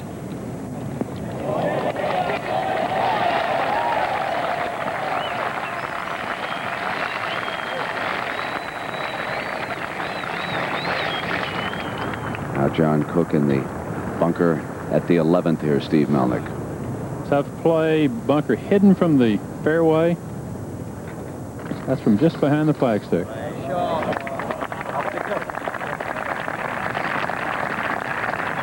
Look at our situation. The low round of the day, a 68, turned in by Greg Norman and the defender, Ian Baker Finch. We welcome Greg Norman for a time up here in our commentary box. And Greg, nice of you to drop by, and fine finishing round of the championship for you today. Yes, thank you, Brent. Things went very well today. Made a few putts, but I've got to say the golf course is playing a lot tougher today, Brent, because they put the pins on all the par 3s in basically inaccessible positions. Very, very tough to get at. And on the back 9, you're really only looking at one relatively easy hole, and that's 17. Well, we see that Nick Faldo is cruising along here. Why don't you tell us a little bit about your feelings about Faldo and his game? Well, Brent, I just think under these circumstances, Faldo right now is probably the most composed of any golfer we've ever seen right now. He has the disposition to keep it going. He's got his rhythm, his pace. Nothing seems to faze him. And then you look what happened to John Cook and Steve Pate. It gives him a little bit of boost, too, because he knows he's very methodical. He hits a lot of greens. He shot in 10 from 200 yards out. It's a phenomenal shot. And so he's really doing the job that he needs to do, and that just keep hitting greens and letting the other guys make the mistakes. We see that Jose Maria Olazabal mounting a 4th round charge here. Let's take a look at him, Greg. Well, Brent, I think Jose is probably the most talented player out here in the world right now. He's young, he's aggressive, he's got a great putting touch, and what we don't see on the putting screen here with Jose's putt, you've got to go over a little mound, and this ball looks like it wants to break left, but it really does not. It's almost a straight putt.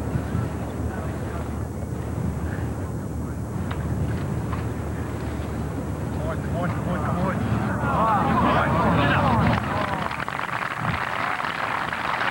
he'll stay at 9 under par, 2 under for the day. Now, this is Pate's third shot at 10. Played out of the right-hand rough to this point. He didn't play a particularly good shot. He didn't have a very good lie, but it came out very low to the left.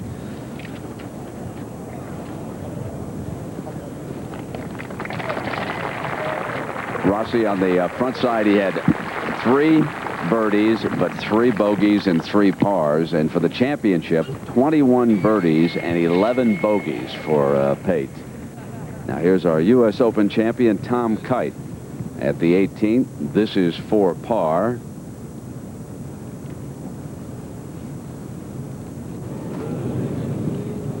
And Tom finishes with a 72. And Greg, we didn't see him miss putts like that at Pebble Beach. No, Brent, we didn't, but you're talking about different grass here now. The greens out here at Muirfield have got a lot of different, this is the links golf course, so you're going to get a lot of different types of grasses. I mean, they got a little bit of this and a little bit of that, so, and there's got a lot of grain. The grain seems to go down to the 1st or 4th, and it's on some greens it's very strong. This one here for Nick, for example, the grain actually is fairly strong from right to left for him, and with the wind blowing at his back, he's got to figure out, well, is the grain going to be stronger than the wind? Where do I play it? And one thing I admire most about Faldo right now is his putting. He's very solid. He doesn't move over the ball. His hand action through it is very, very aggressive. And these type of things he's expecting to make.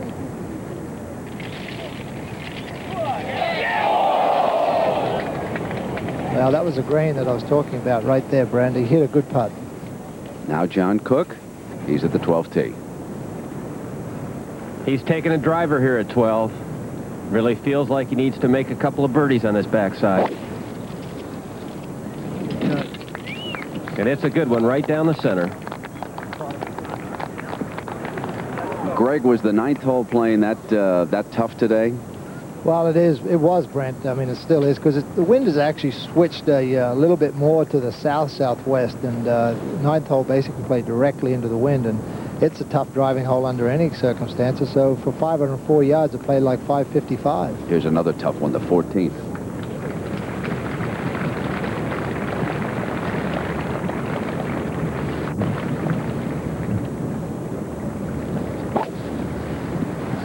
No, shit. Damn it. Well, he's pull hooked that ball to the left, and oh, God, did he get lucky there. Went right in between the bunkers. Toughest hole on the course this week. Hey, Jerry? Yes. Under the circumstances with the wind blowing right now, I don't think they can reach that left-hand bunker. Well, he could have put it in at Greg, and he bounced right in between them and rolled back down into the fairway, but he'll have a long shot from there to the hole. This is for a par for Pate at 10.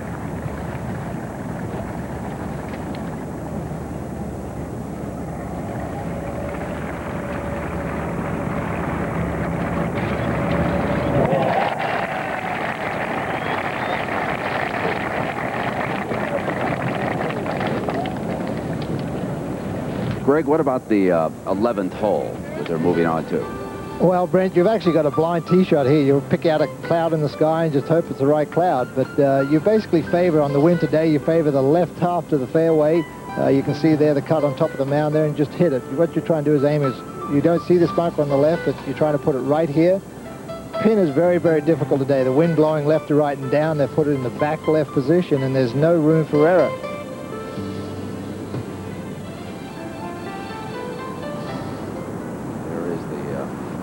The flag stick.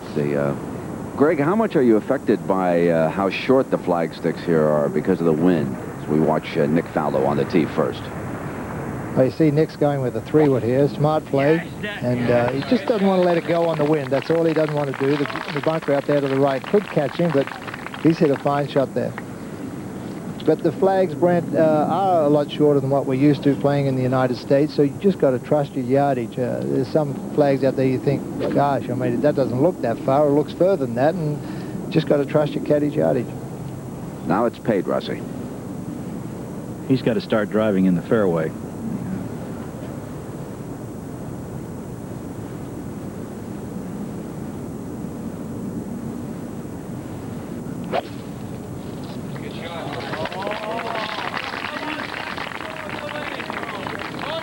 off the right-hand side. Both he and Nick are perfect. Oh, he took that iron out, found the fairway. It's interesting that back in '87, when Faldo last won, the 10th hole, the one they've come through, was the most difficult. Now it is John Cook. Second shot at 12.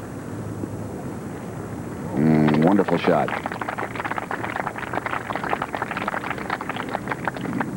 So it's Nick Faldo trying to win his 3rd British Open in 6 years. And a reminder that right after our coverage of this championship on most of these ABC stations, this week with David Brinkley, looks at the presidential campaign now that Ross Perot has dropped out. Among the guests, Ed Rollins and Ham Jordan, Perot's former campaign co-chairman. Right now the chairman is Nick Faldo, who yesterday celebrated his 35th birthday. His first 3 rounds, 66, 64, 69, trying to become the first champion to record 4 consecutive sub-70 rounds. But right now, he is 1 over par, but still 3 ahead overall for the championship. And Greg, you had to be a little bit displeased about the middle of your performance here. Good close today. Very much so, Brent. I just didn't putt well. I didn't make the putts in the early parts of the tournament to give yourself confidence and for the rhythm to go out there and play aggressively, and that's what you need to do. We saw Faldo do that the first couple of rounds, especially, I believe, Friday when he put on that great performance, and you need to do that in a major championship. You need to putt well, but all in all, I'm happy with my ball striking performance. I remember you were 2 under in the first round we were watching, and you had a birdie, and the putt just wouldn't stay down, sort of circled completely around the hole, and I had a feeling that you weren't the same for a couple of holes after that. But now we'll take a look at John Cook here for a birdie at 12. Well, these are the kind of putts he needs to start making, Brent and Greg. Down the hill, going to break a little left. Oh, he got it.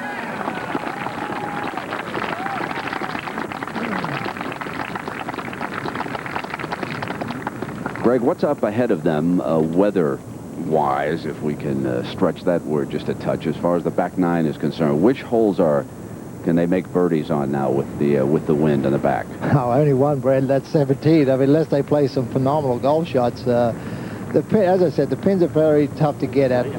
This hole here, 14, may be the easiest pin on the back 9. The flag is reasonably easy, front right. It's 7 yards on. So for Jose, all he has to do is land it about 8 or 10 yards short of the green. His ball's just going to trundle up next to the flag or on the front edge of the green. You just don't want to be long here, because anywhere long it's downhill with the sweeping right to left putt. He has 200 yards with a 2-iron. The wind is really laid down. Really surprising. I know earlier today, Greg, you probably couldn't reach it in 2.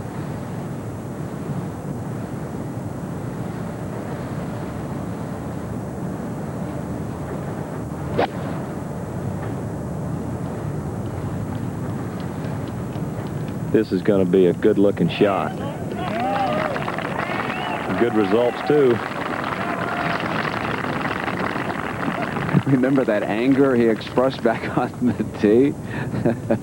Well, Brenny learned the English language a little better, didn't he? I didn't think he had that one there, Jerry. Parts of it. It's Pate at 11. This is from 130. Good angle.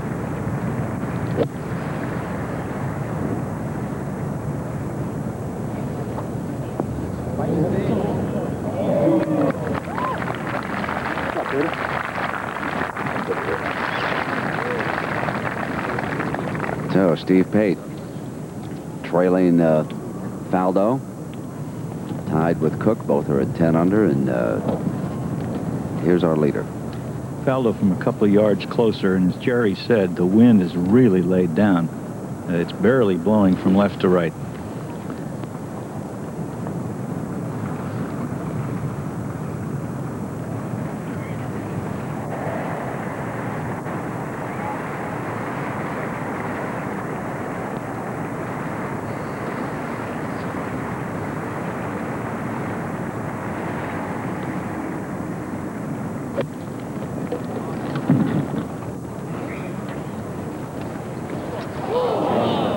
Trouble there, eh? Tried to hold it into the wind and came over the top. Greg, I want to thank you very much. It was great having you, and good luck. Thanks, Brent. And we'll return with more from the 157 yards today, pin cut right on the left-hand side. That'll end up about 20 feet long. Brent, I'm impressed with John Cook. He's hung in there with a double bogey at the 9th, but he's come back and he's still in good shape.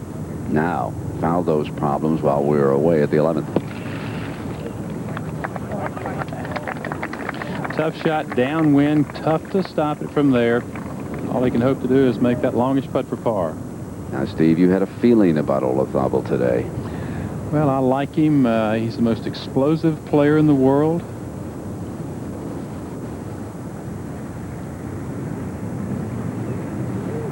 Wasn't a good effort there, but 4 awfully good at the 14th. Now Faldo trying to finish up here at the par 4, and from rounds 1 through 4, we haven't seen anybody with the par-saving putts that he's demonstrated. Here we are from atop the 200-foot crane. Gives you an idea of the Seaside Links layout here. No trees come into play, but certainly you have to avoid the 147 bunkers. The Firth of Fourth, and on across there, St. Andrews. This round reminiscent of '87 when he made 18 consecutive pars. He bogeyed the first and has parred the rest to here.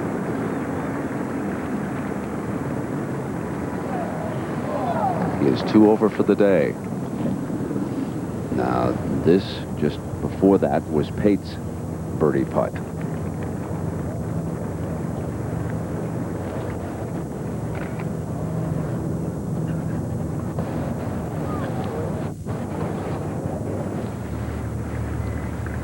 Cook's birdie attempt at 12. About 20 feet down the hill, going to break to his left.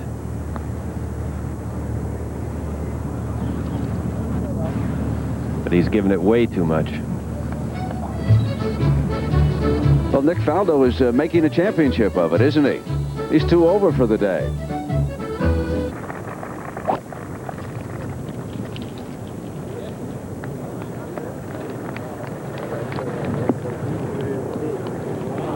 That is perfect. Very long down the left.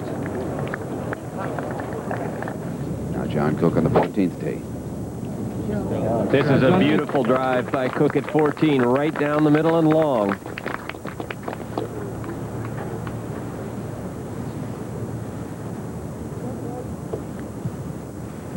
Cook and Pate both 2 back of Faldo. Now it's Pate getting ready for his second shot here at the par 4. Steve Pate has 155 yards to the hole. Wind blowing, maybe 15 miles an hour. It has died a little. Flag stick on the right front part of the green. You don't want to miss right here. As a 6-iron.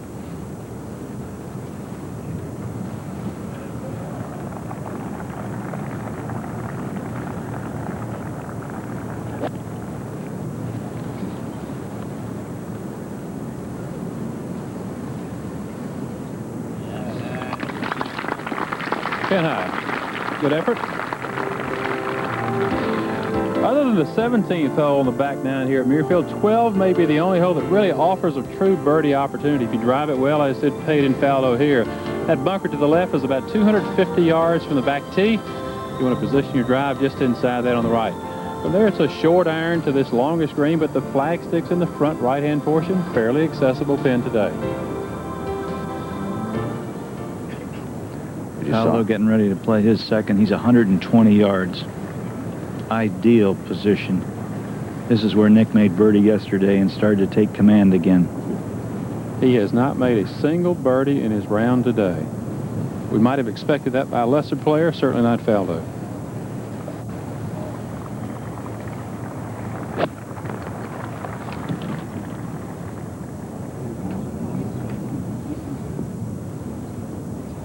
Not very good right there. That is really not an acceptable shot for somebody like Nick Faldo.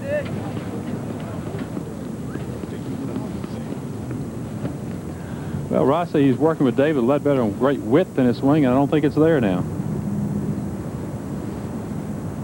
Olazabal at the 15.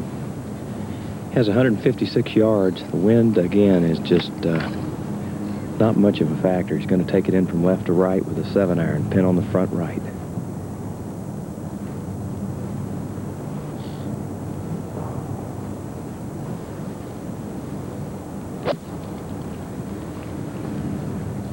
Boy, that's a good-looking shot there. Needs to kick right just a little bit. He just put it right underneath the wind, Brent. He's got a lot of game, Jerry. He can play any type shot that's required. This is Cook at 14. He hit a beautiful drive here at 14. Split the center of the fairway. Has just 175 yards.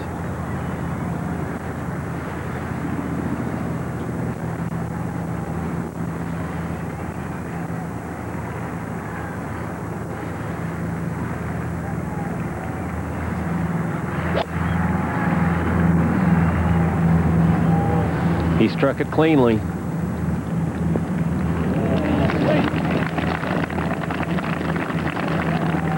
A birdie would pull him within one.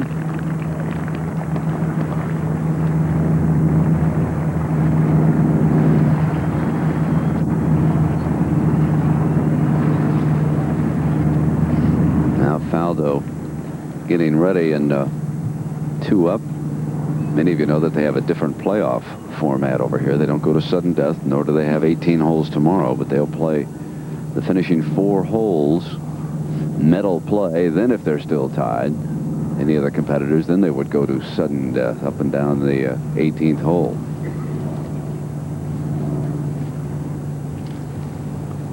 Now Andrew McGee just finished up at 18, shot a 70 today, so he wound up 5 under for the championship. Chip Beck through 14 is 4 under for the championship, as is Raymond Floyd. He's through 17. And now a look at Woosnam on this par 3. This is for a birdie. Putter let him down throughout the week, but he made one here to move to 4 under par. And that ties him with Andrew McGee.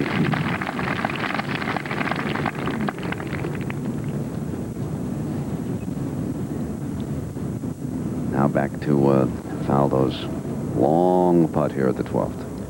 It's about 40 feet. Should swing to his right.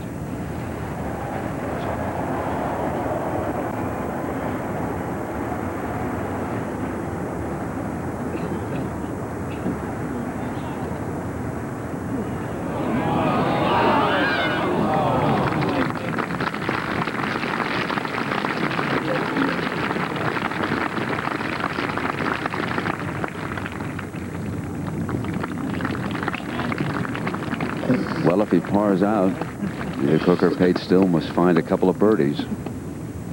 Well, no one's making a run at him. He's not playing well, but he's still got that 2-shot cushion. Not altogether comfortable, but neither of the guys that are chasing him playing that well, Brent. They've come back from disaster at 9. Well, I think we almost wanted to hand him the tournament, the 9th green. Well, you know, the game can turn so quickly, can't it? If Faldo should happen to bogey for the 3rd time and neither Pate right here or Cook birdie, be all tied.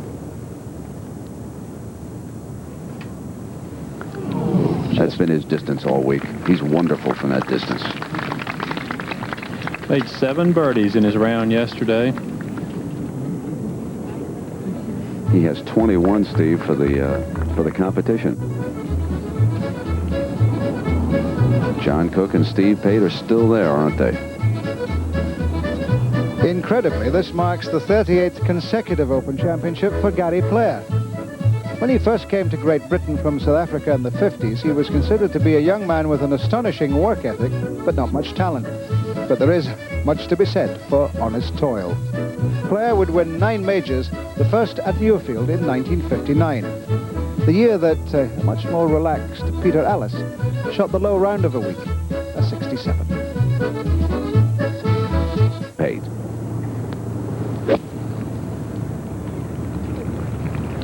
That's an 8-iron. 157.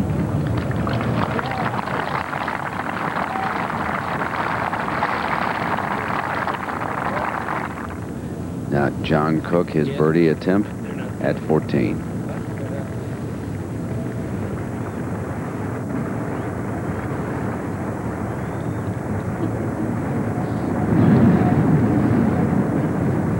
Figures to stay at 10 under. Back at 13. Now it's Faldo. He also has an 8-iron.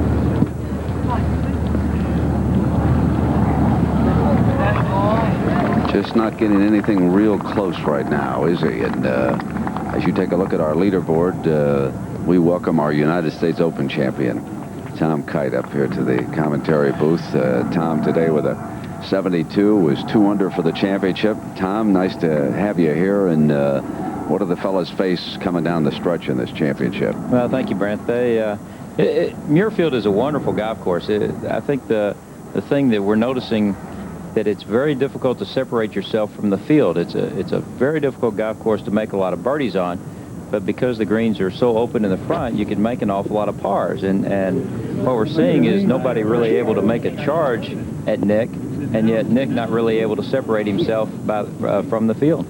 That's a problem there at the last of the par 3s for Olafable. He gotten to 9 under. He was 2 under for his round today, and he goes into the bunker. Now here is Cook, 15th tee. Good tee shot here by John Cook at 15.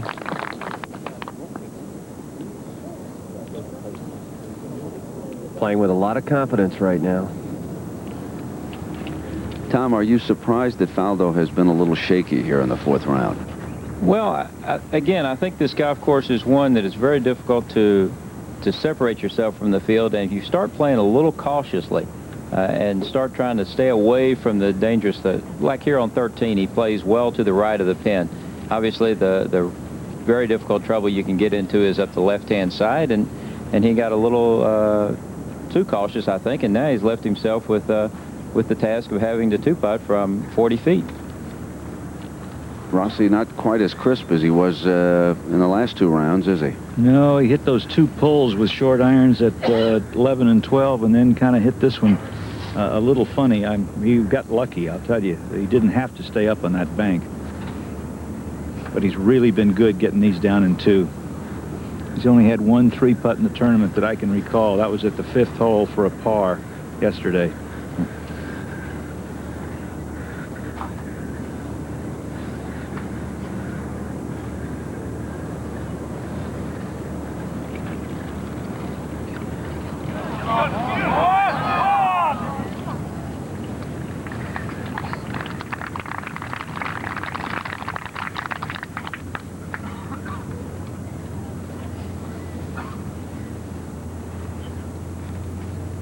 Tom, what about Steve Pate's personality? Tell us something about him as he faces this challenge down the stretch against Faldo.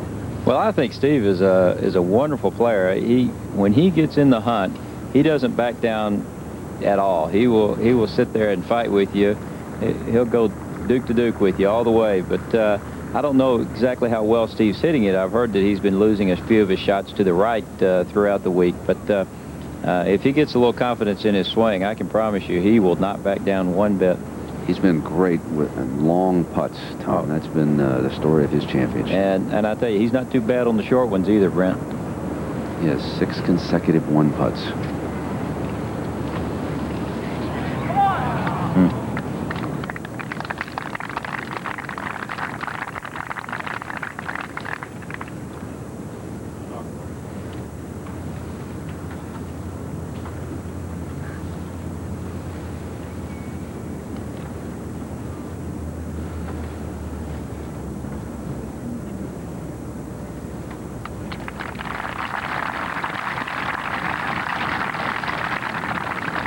Watch Olafable here in this bunker at 16, Tom.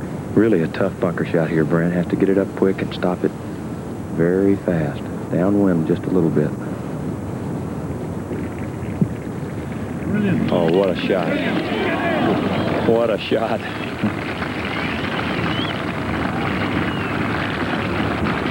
These Spaniards really have a short game. Now Faldo for his par.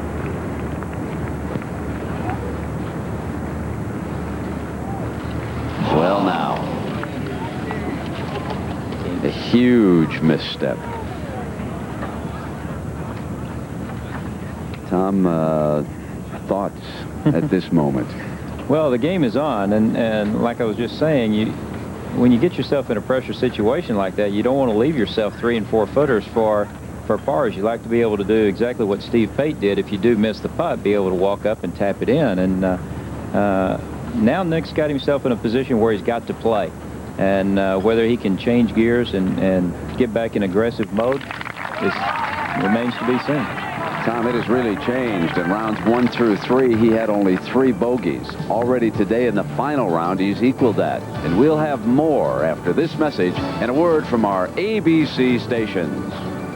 Right, he really needs a tee shot here, doesn't he? He really does. Coming off the 3-putt bogey there at 13, and this is by far the toughest hole in the golf course, or certainly on the back side. This is a big tee shot for him. Ooh, looking anxiously right. That ball is in the bunker. Uh-oh. Really has no play to the green. Wow. Tom Kite, let's take a look at this hole, and you tell our audience why it's so difficult. Well, it's such a strong hole. You have the bunker right and a couple of bunkers on the left-hand side, and of course you're just facing right into the teeth of the wind, so it's very important to hit it solidly. Today the pin is at the front of the green, which seems like it might be pretty easy, but again, the hole is playing so difficult into the wind that it requires a long iron in there, at least a 4-iron, and maybe even more than that. And of course, where Nick has put it, he'll just be chipping out. That's how it has played, with only 20 birdies, 194 bogeys, and 23 worse than that. Now this is Cook for a birdie and a share of the lead. He's got about 6 feet. His putt may break just a little to John's left. Very quick putt down the hill, the wind at his back.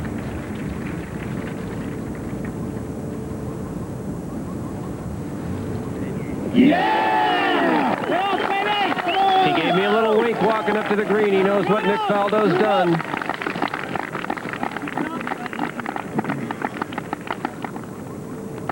Now Faldo. Just played out up short of the green. I'd say he has a shot of 100 yards for his third.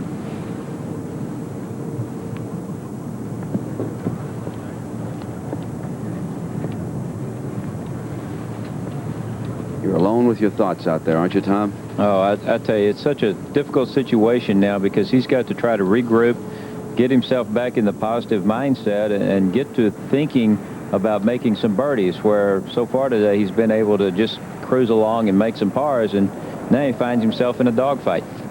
It looked so gloomy for the United States competitors after the 9th hole and their disasters there. Pate now. Remember, he's only 1 back. This is his second. That was from 190. Leaking just a little right. Coming through the green there. Tom, what about his chip back there? Well, he's got a very difficult chip, mainly because it's just judging the distance. He's got such a long ways to go that, you know, it's kind of like a pool shot where you've got the long green, and the break in it is very minute. It'll break slightly from his right to left, but the main thing is judging the distance. So here is Faldo waiting his third.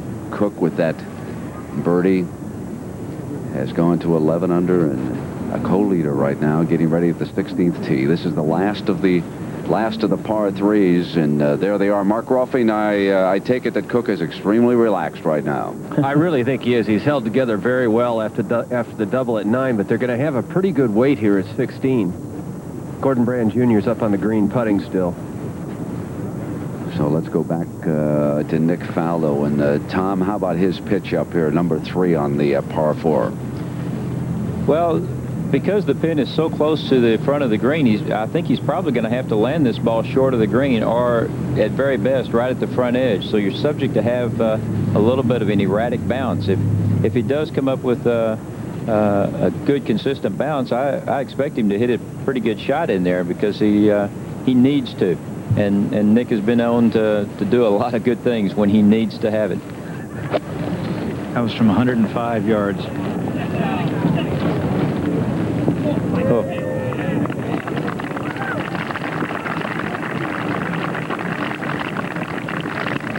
He's up, but that's still a very difficult par putt. And the umbrella comes out, and the rain's starting to fall again. And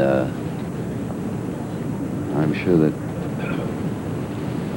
Faldo now striding up to the green and out over the Firth of Fourth. It has been changing all day with the wind bringing in squalls that have been passing overhead. Jose Maria Olazabal, Jerry Pate. Brent, he has 250 with a 3-iron. Wind picking up, rain coming down. Pin is cut on the right side. He's going to have to hit a left or right shot if he's going to get it close. It's that famous par 5, and he backs away from it. I tell you what, a 3 could make a big difference right here in this young man's life.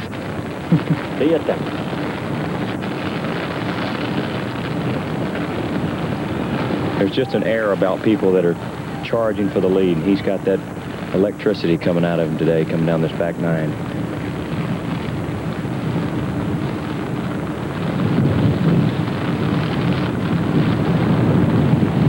Well, the wind's just gusting and gusting, and well, he's going for a little one less now, going with the 4-iron. Yes. This is the British Open that I've been hearing about. Jim McKay has been telling me that this would get here sooner or later.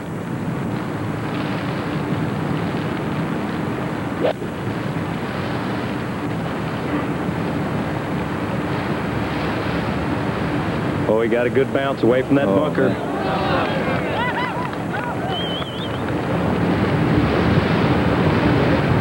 Just trickling off into the fringe there. Now, John Cook. Now it's clear up ahead. Big wind right now as the squall blows through. Should be a 6-iron for John at this stage. Get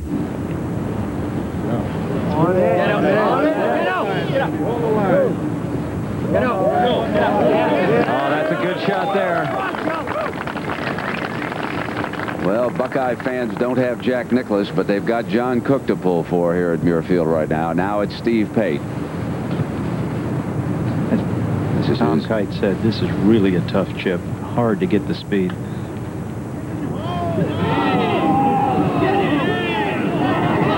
at this. Is this any good?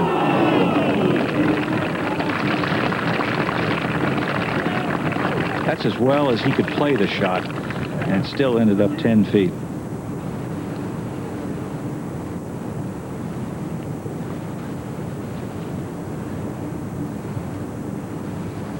Now it's Nick Faldo. He can fall out of the lead for first time really since this competition began in earnest. Had the record for the lowest 36 holes in British Open competition in at 130. Henry Cotton established that record way back in the 30s, and he was on a ride, celebrated his 35th birthday in style. John Cook was 4 behind Nick after Cook's double bogey back on the 9th hole, and now here they are deadlocked, and Faldo could slide back. It's putting from about 20 feet down the hill. It's one of the faster putts on the golf course.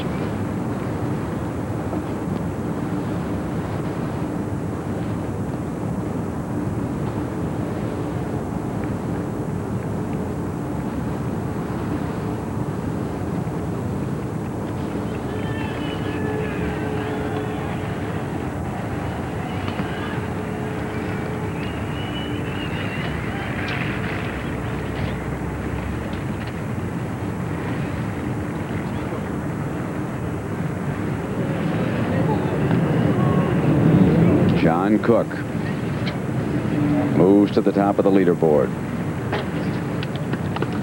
Nothing dissects a man in public quite like golf.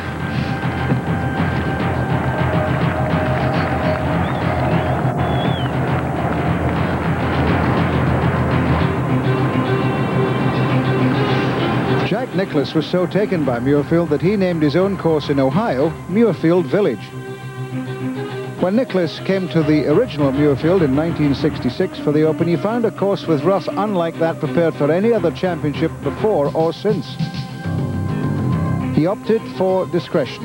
He used his driver sparingly all week to win the first of his 3 Open titles. And as soon as the championship was over, the rough was cut, baled and sold to local farmers.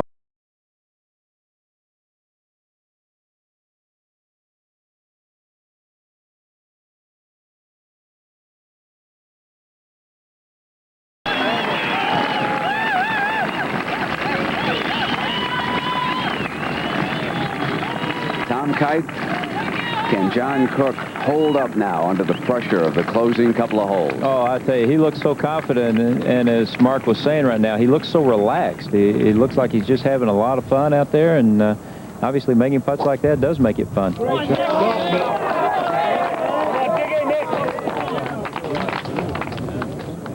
Well, here is someone who is not having any fun, and how this British Open has turned around for Nick Faldo.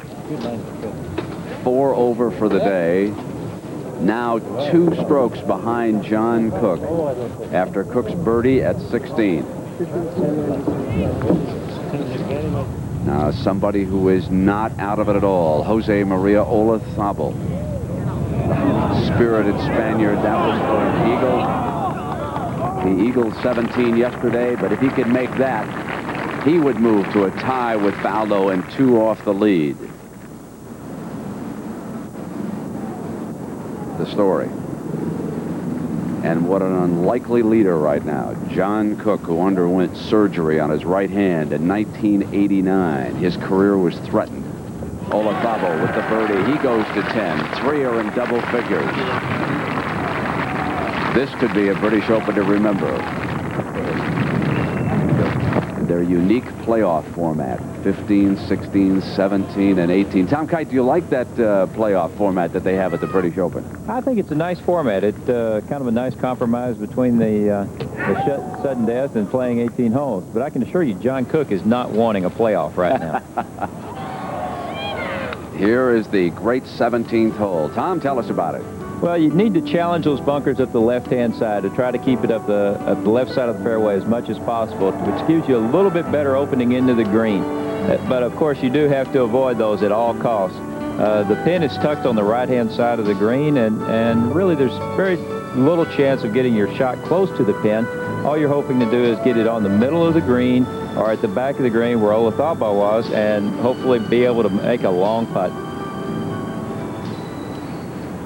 He will have to wait, and while he does, Tom, let's take a close look at the famed 17th with Jack Whitaker. No one really knows why there are 18 holes to a round of golf rather than 21 or 15. And if you read the history of major championship golf, you wonder why the number wasn't 17, since the 17th hole at many of these championship courses has been most pivotal. The road hole at St. Andrews, the 17th at the Country Club in Brookline, Massachusetts, the 17th at Medina, at Pebble Beach, and yes, here at Muirfield, the 17th, the par 5, where Jack Nicklaus came in 1966, needing a birdie to win the championship. A 3-iron off the tee, a 5-iron home, he had the birdie and the championship. In 1972, Trevino and Tony Jacklin came here, all tied on Sunday afternoon. Trevino, unfortunately, put his drive into a fairway bunker on the left and had to come out sideways. Subsequently, he hit his 4th shot through the green and into the rough. His chili, as he said, was very hot. And with an indifference born of frustration, he scuffed the ball into the cup for a par. This so unnerved Tony Jacklin, he 3-putted for bogey and disappeared from major championship golf, while Trevino went on to win the championship. In 1987, Paul Azinger came to 17 with a 1-shot lead over Nick Faldo. He, too, put his drive in a fairway bunker to the left, came out sideways and bogeyed the hole. Trying to make up for it at 18, he bogeyed that, too, and lost by 1 shot to Nick Faldo. Yes, the 17th at Muirfield. It will be an important hole in this championship. Whom will it bless? Whom will it curse? Well, Jack, the first person to try here, John Cook, eagle, birdie, birdie in his first 3 rounds of this championship on the 17th. Oh, this is a good tee shot. Started down the right-hand side, away from the bunkers. Very good play at this stage of the game.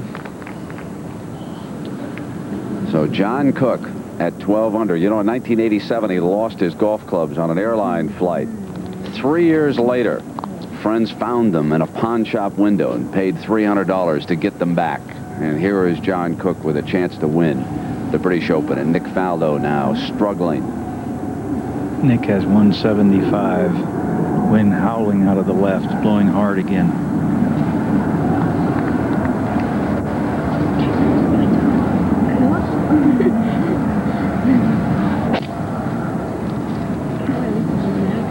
Pretty good looking shot here. Come on. Come on.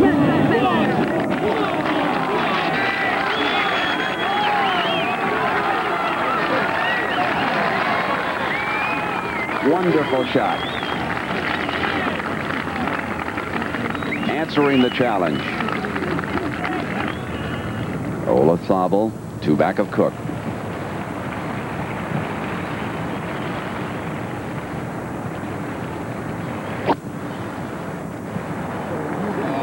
Boy, that's a beautiful tee shot right down the center. Really striking the ball well. So, will it be John Cook? Remember, he chipped in twice to win the Hope. Tom Kite, thank you very much for being with us. Jim McKay is coming along when we continue. The fateful 17th at Muirfield will be decided here yet again. Could be that way. John Cook. He's got just over 250 yards here. He's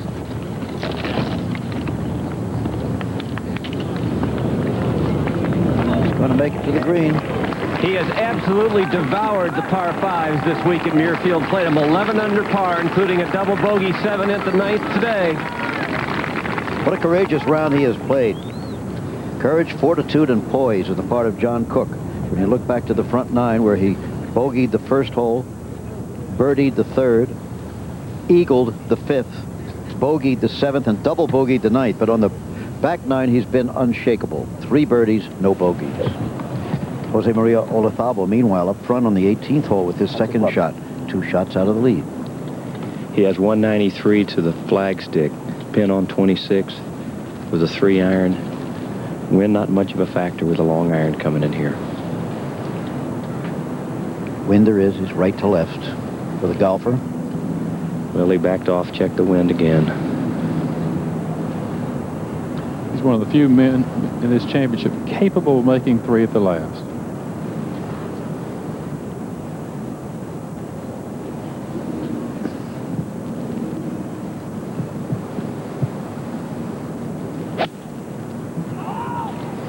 Hit it, Wayne. A little more.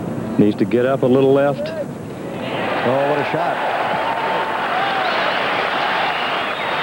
Beautiful shot. He's got a tricky putt coming down there, but safely on the 18th green. And he'll post his score while the others are still out there fighting. Jim, it's a brave swing by a dashing young spinner who's never won a major. Steve Pate on tape.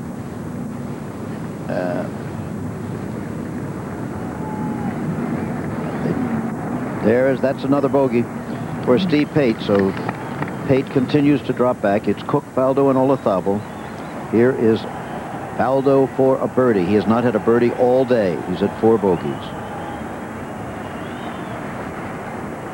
And now he's got one. He goes to 11 under. 1 shot behind John Cook. Looks very much like it'll be that 17th hole again, Steve. Olazabal still able to enjoy the tribute that comes to every golfer as he walks up to the 18th simply for completing the 72 holes. But he's a favorite here. Listen.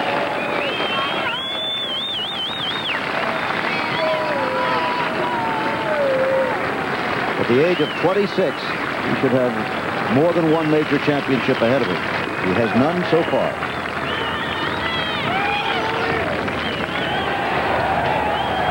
You'll see Olazabal on 18, then Cook on 17. Faldo will be on 16. 25 minutes to 6. In a Scottish summer afternoon, we've had everything. We've had rain. We have had wind. The wind has died down. The rain has stopped. The sun has come out. It has rained again. It has rained 3 or 4 times. But right now, good. Wind's still blowing. Sky beautiful. And the action tense. Toughest hole placement you can have on this hole, Jim. The wind is blowing out of the right. As you said, it's not blowing too hard. Hole playing 194 yards today. But you just can't fool with the right. Nick has been short on this hole all 3 days he's played it. He just hasn't had the range here at all. You know, Steve, the sad aspect of this thing, should Faldo lose is that early in his career he was known for collapsing at the finish. He then got rid of that. But this year, although he's played outstanding golf, he's had the same problem a couple of times. He had a chance to win the Irish Open at an 8-shot lead with 23 holes to play, won in a playoff, lost the French when he had a 2-shot lead with 4 to play. Very uncharacteristic of a man that owns 4 major titles.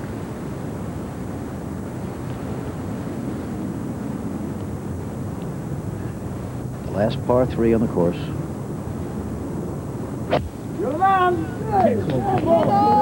Didn't like it. That's okay. Oh, and that's why. Over the back. Tried to take a 5-iron and hold it up against the wind, Jim, and it just didn't hold at all. He's playing like a man trying not to lose this championship rather than one who's trying to win this thing. Maybe he's thinking back to 1987 when he simply parred every hole and won it. Pars are not enough today. John Cook with this up and down round. After that double bogey at 9, he could easily have cracked were he a lesser personality. He's got 28 feet for eagle here now.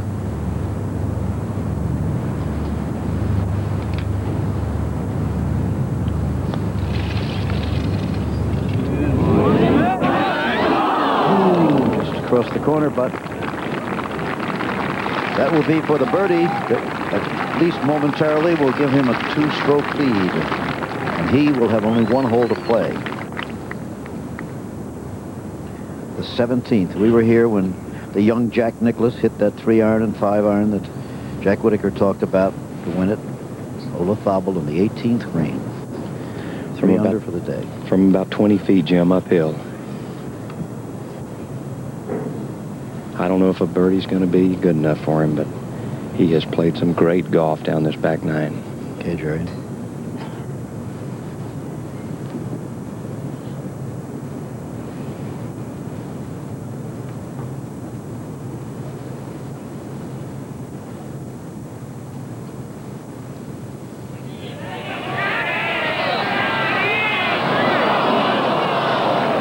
The par 4 will bring him in with a 3 under par round of 68.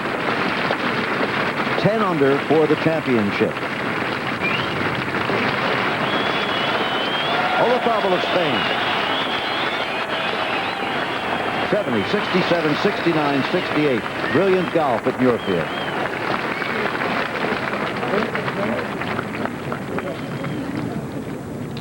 Little shake of the head. It says, doggone, I came so close. Here's John Cook for the birdie. And give him a 2-stroke lead.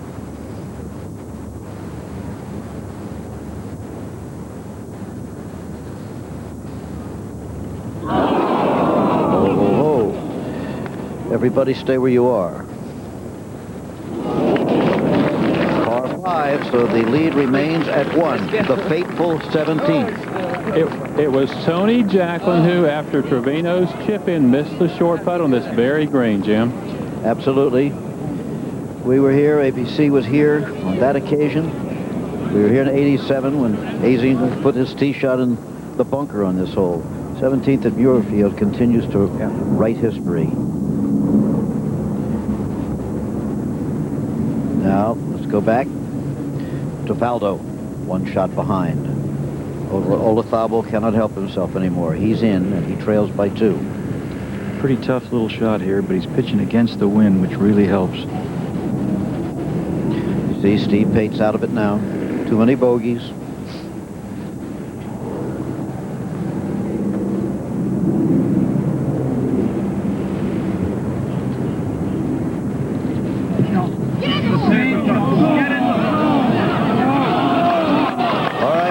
Chip, huh? Excellent play. He can't afford to squander another shot.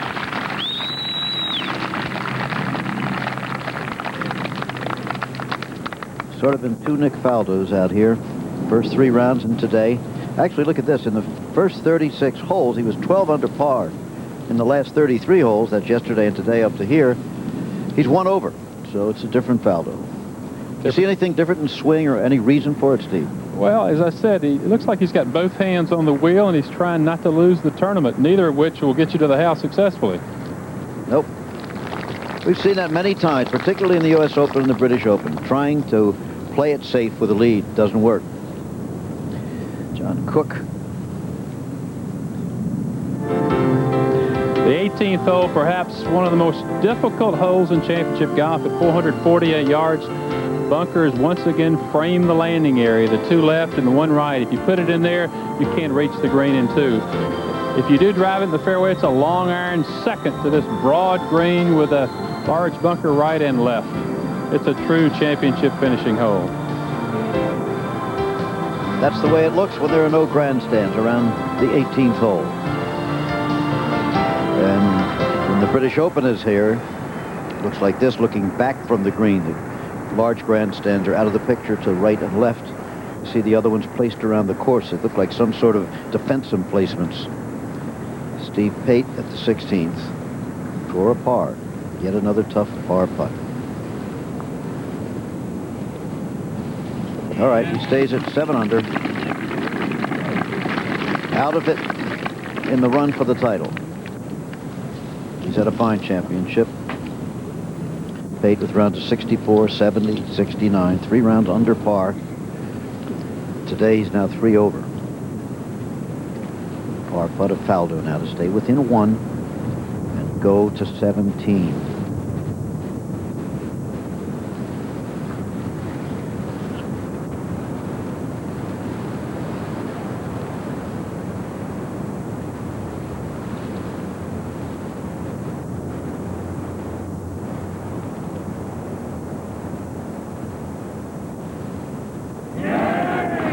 Okay, so he'll have his chance for the eagle or the birdie at 17. Really the last big chance, right, Steve? That's a must for a hopeful 3.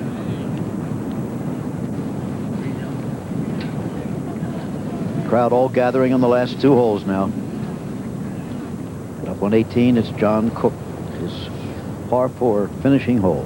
He had to step away. He's just been disturbed by a marshal that ran across the fairway. A marshal ran across the fairway? They're supposed to It's stop a people. perfect tee shot, though, Jim, right down the center. It sure is. Well, we'll return with more golf action from the 121st British Open. We'll do it after this message and a word from our ABC stations.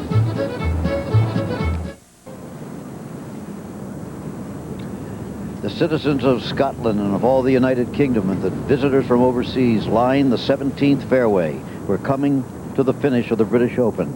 Maybe not for an hour or two, because things are still happening. You know, when Nicklaus got home with the 3-iron and the 5-iron at 66, that enabled him to beat Dave Thomas and Doug Sanders by a single stroke. He's looking single stroke again this time, if that. We'll tell you about it in a minute. First, Nick Faldo on 17.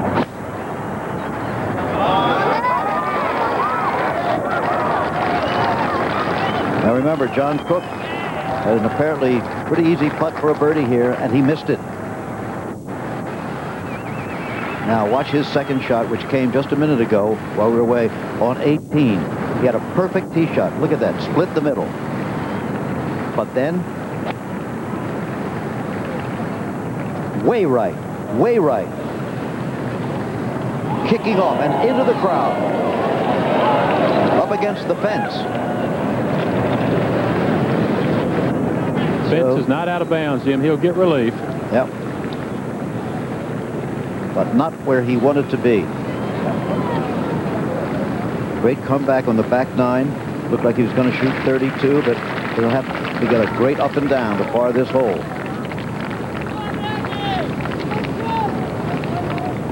He was 4 strokes back when the day began. The greatest comeback after 54 holes was actually Long Jim Barnes in 1925. He was 5 strokes back. Greg Norman, of course, in 1989 came from 7 back, tied, but then lost in the playoff to Mark Calcavecchia. More importantly, Cook was 4 shots back with 9 holes to play after the double bogey at the 9th. Absolutely. Now we move from the great 200-foot crane from 18 to 17. That's how close together they are. Move in. There, let's listen. Cigarette butts. Obviously, John Cook going to get some relief here. This fence and immovable instruction. He needs to find an area that's no closer to the hole, Frank Hannigan.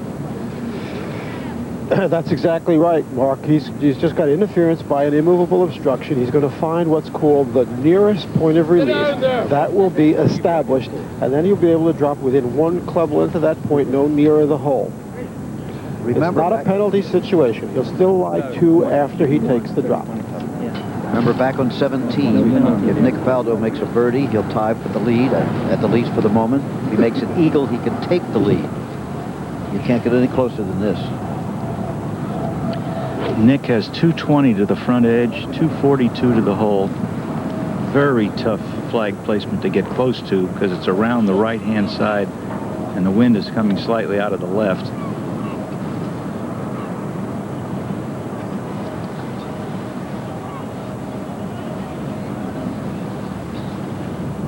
There you just see the top of the flag.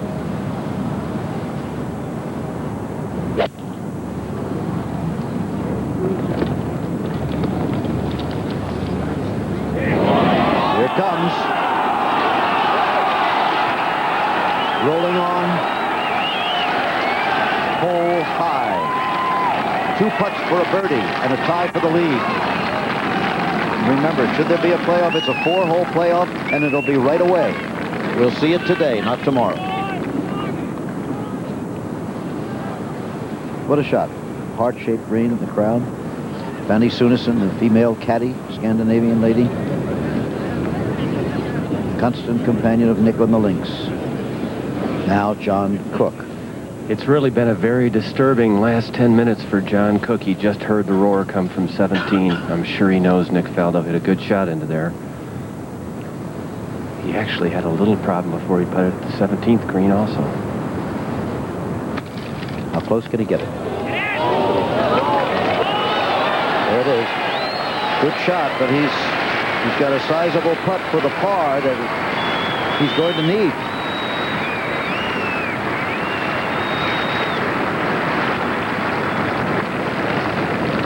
Faldo, who staggered all day long, suddenly finds himself back in a position possibly to win. Cook could have folded after the 9th, but he didn't. The 17th at Muirfield. The hole that makes history. There it is. Olazabal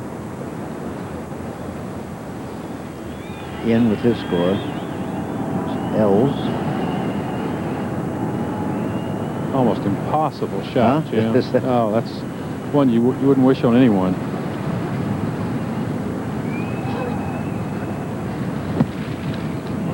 The young South African started at 8 under. He's 2 over on today's round, 6 under for the championship, and that is a heck of a shot. Brilliantly played. We'll see a lot of him in the future. He played an awfully good back 9. He was 4 over on the front. He's 2 under on the back. More importantly, he may get exempt for the European Tour with his top 10 finish here this week. And he'll be back for the British Open next year. The 4-hole playoff that could occur here today has only been used once, in 1989 at Troon.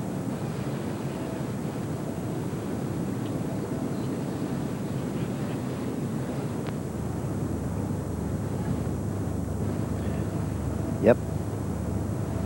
This is the one he missed at 17. That he'll remember a long time.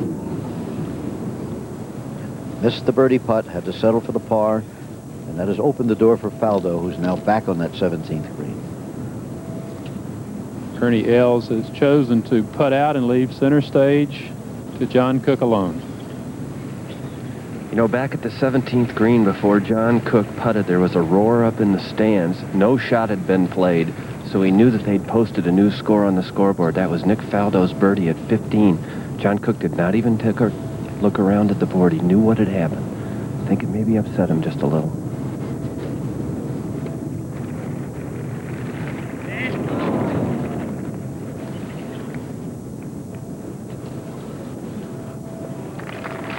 Okay, Ernie Els, finishing up.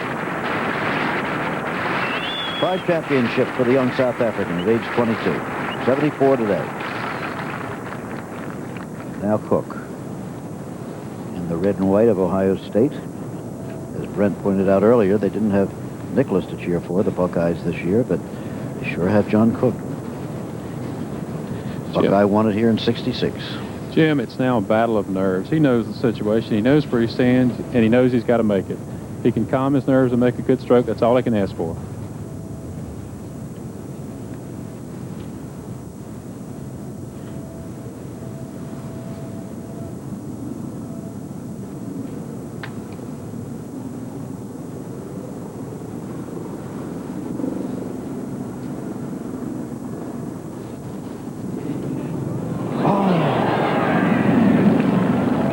That was an excellent putt. You can't fault him for that.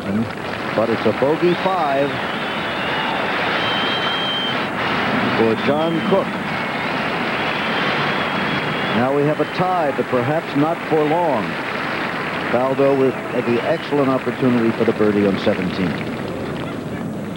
So again, the missed putt by Cook on 17 led to a bogey on 18. Now the eagle putt for Faldo.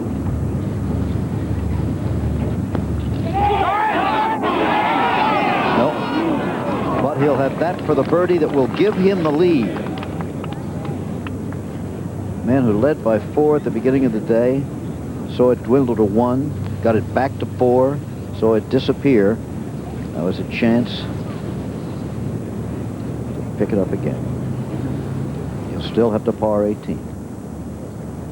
All right, that's the birdie that puts him in front at 12 under par. What'll happen on 18? We will find out very shortly.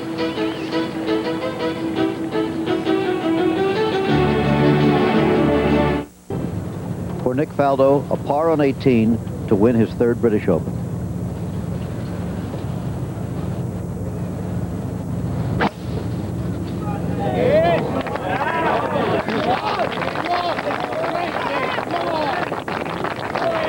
Can't do any better than that. Can't do any better than that, Steve. 4 holes ago, it was a look of quiet desperation. Now it's a look of a champion. Absolutely. Playing with Steve Pate, who...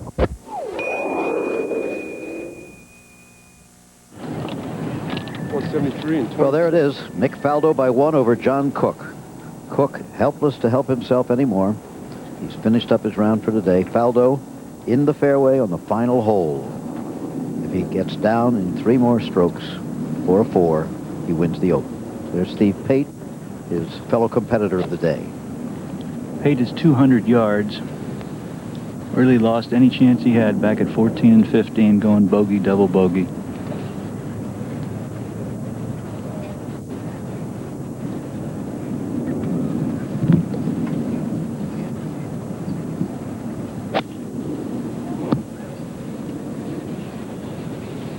Ping left. On the green, beautiful shot. Look at this. That's the way to finish the Open.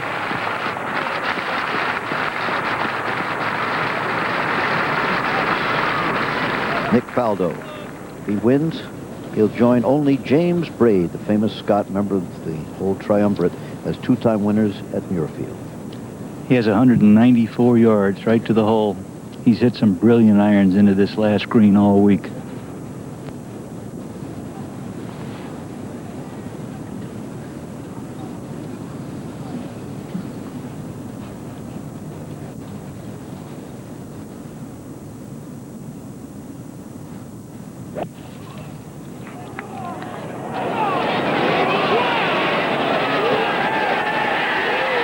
At the flagstick, but over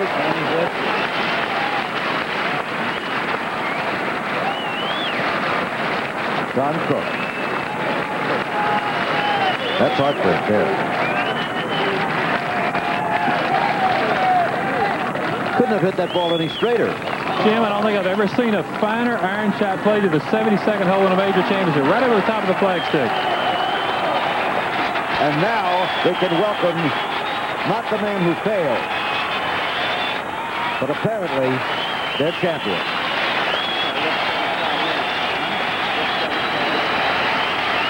This can't seem real when you do it. It must seem like a dream. Although he's got a little work to do.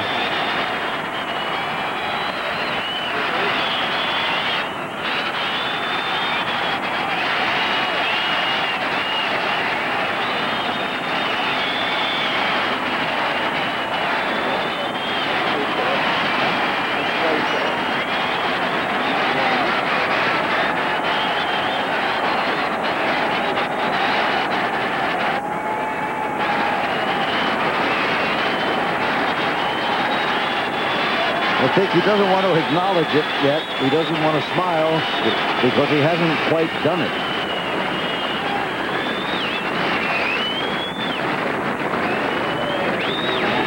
He'll have to zero in, concentrate to get down in 2 from the back of the green. Actually, just off the green.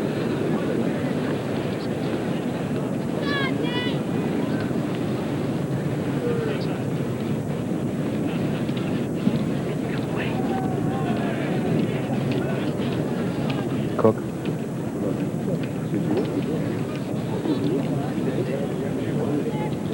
Has to be thinking about the short putt on 17. He's the only Harry Borden won 6, but Taylor and Braid and Peter Thompson and our Tom Watson won 5. 4 times. The Morrisons, father and son. Willie Park, who won the first British Open. Walter Hagen, Bobby Locke. What great names. Anderson, Ferguson, Bobby Jones, Henry Cotton, Jack Nicklaus, 3 times. Faldo can join that list. We're getting down in 2.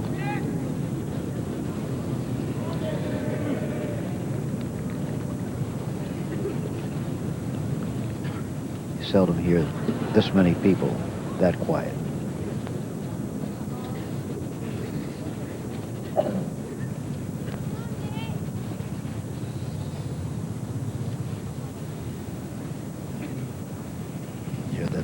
One distant cry of a girl's voice.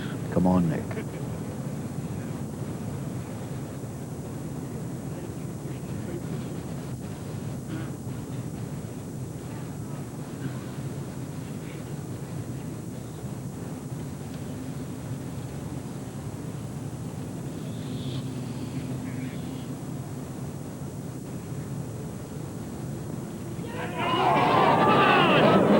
Ooh, did he give it enough? Yes, he did. That will do it. But he'll mark it. Let Steve putt out. Always the new champion putts last. What a magnificent stroke. So he had no nerves, Jim. Yep.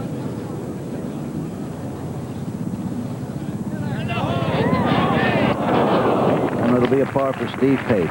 But Nick Faldo bogeyed the first hole, parred everything else on the front 9, then bogeyed 11, bogeyed 15, the 14, but then he birdied 15 and 17, and that did it with this stroke.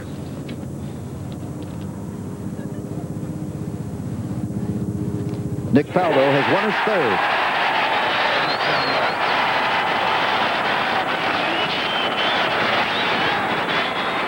Look, the release of tension. I've never seen him with that near tears expression before. It's a long way around.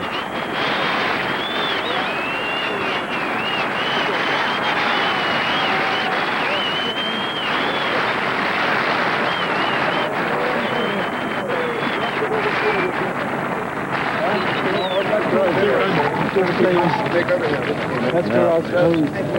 Don't let him take that. Huh? Hey, come here. Don't let him take that. That's fine. You'll hear that a lot more this week. Hey, come here. Nick, can I get your attention? He's the hero of the British Isles. More to come. We'll be talking with John Cook in a minute. And we'll return with more from the 121st British Open after this message. And also a word from our ABC stations. ABC sports coverage of the 121st British Open Championship continues. Back at the British Open, I'm with the very disappointed John Cook. You made a gallant bid today, John, after falling apart a bit on the 9th. But let me take you right away to the 17th hole in that short putt. That really was the critical difference. Yeah, I ran the first putt. I thought I made the first putt, and it just broke a little bit there at the end, and I probably should have gone ahead and finished while I had a chance, and kind of read this putt inside the left edge, and I really didn't hit a very good putt, and it kind of wiggled right in the middle, and I mean, it wasn't very good. Not much you can say about that. John, then we come down to the 18th. You get away in fine fashion, right down the middle, and then tell me what went wrong on the second shot. Well, I thought that I was in between clubs. I'd been striking the ball real solid throughout the backside, and I had 200 yards to the flag and into the wind. And for me, normally that's a 3-iron shot, but into the wind, I thought it, might have been a 2-iron, but in the back of my mind, I kind of thought it was a 3-iron just to get it up there onto the green, middle of the green. I was swinging real well, and I didn't have a clear picture of what I wanted to do, and kind of stuck it in the ground, and could have bounced in the bunker, but it bounced to the right, and I hit a good pitch shot, so I was happy with that, and I thought I hit a pretty good putt. I just leaked off at the end. Now, how did you gather yourself after the 9th hole? You had fallen 4 back. Here's Nick Faldo, the preeminent player in the world. You had to be very discouraged, at least. Well, I really wasn't. I just kind of blanked it out. Then playing the 10th hole, I said, Kirk and I, my caddy Kirk Kuzmatic, said, we're still in this, buddy. You go ahead and make some good swings on this side and see what happens. And sure enough, I made some good swings right from then on. I never missed a shot until second shot at 18. John, overall, this is a pretty remarkable performance. You haven't been here since 1980, you were telling me. Yeah. I just hadn't had a chance to get back over here, unfortunately. But believe me, I watched a lot of the British Open at home on television, knowing that I'd someday get back there and have a chance to play. So definitely be back here next year. This has just been a great week that I'll learn a lot from this week, and see if I can improve on that next time. John, congratulations. Gallant bid. Sorry that it fell short. All right, now let's go back upstairs to Jim McKay. Jim? Okay, the crowd's still in place awaiting the presentation. We'll be waiting for the champion, but Nick Faldo has in fact won it with the 4th lowest score ever recorded in British Open history. Tom Watson has the record at 268. Faldo himself shot 270 at St. Andrews 2 years ago. Watson had a 271 right here in 1980. Ian Baker Finch had 272 last year at Birkdale. And Faldo, once again, 272 this year at Muirfield. 4th highest score. Ties for 4th lowest score, I should say, in British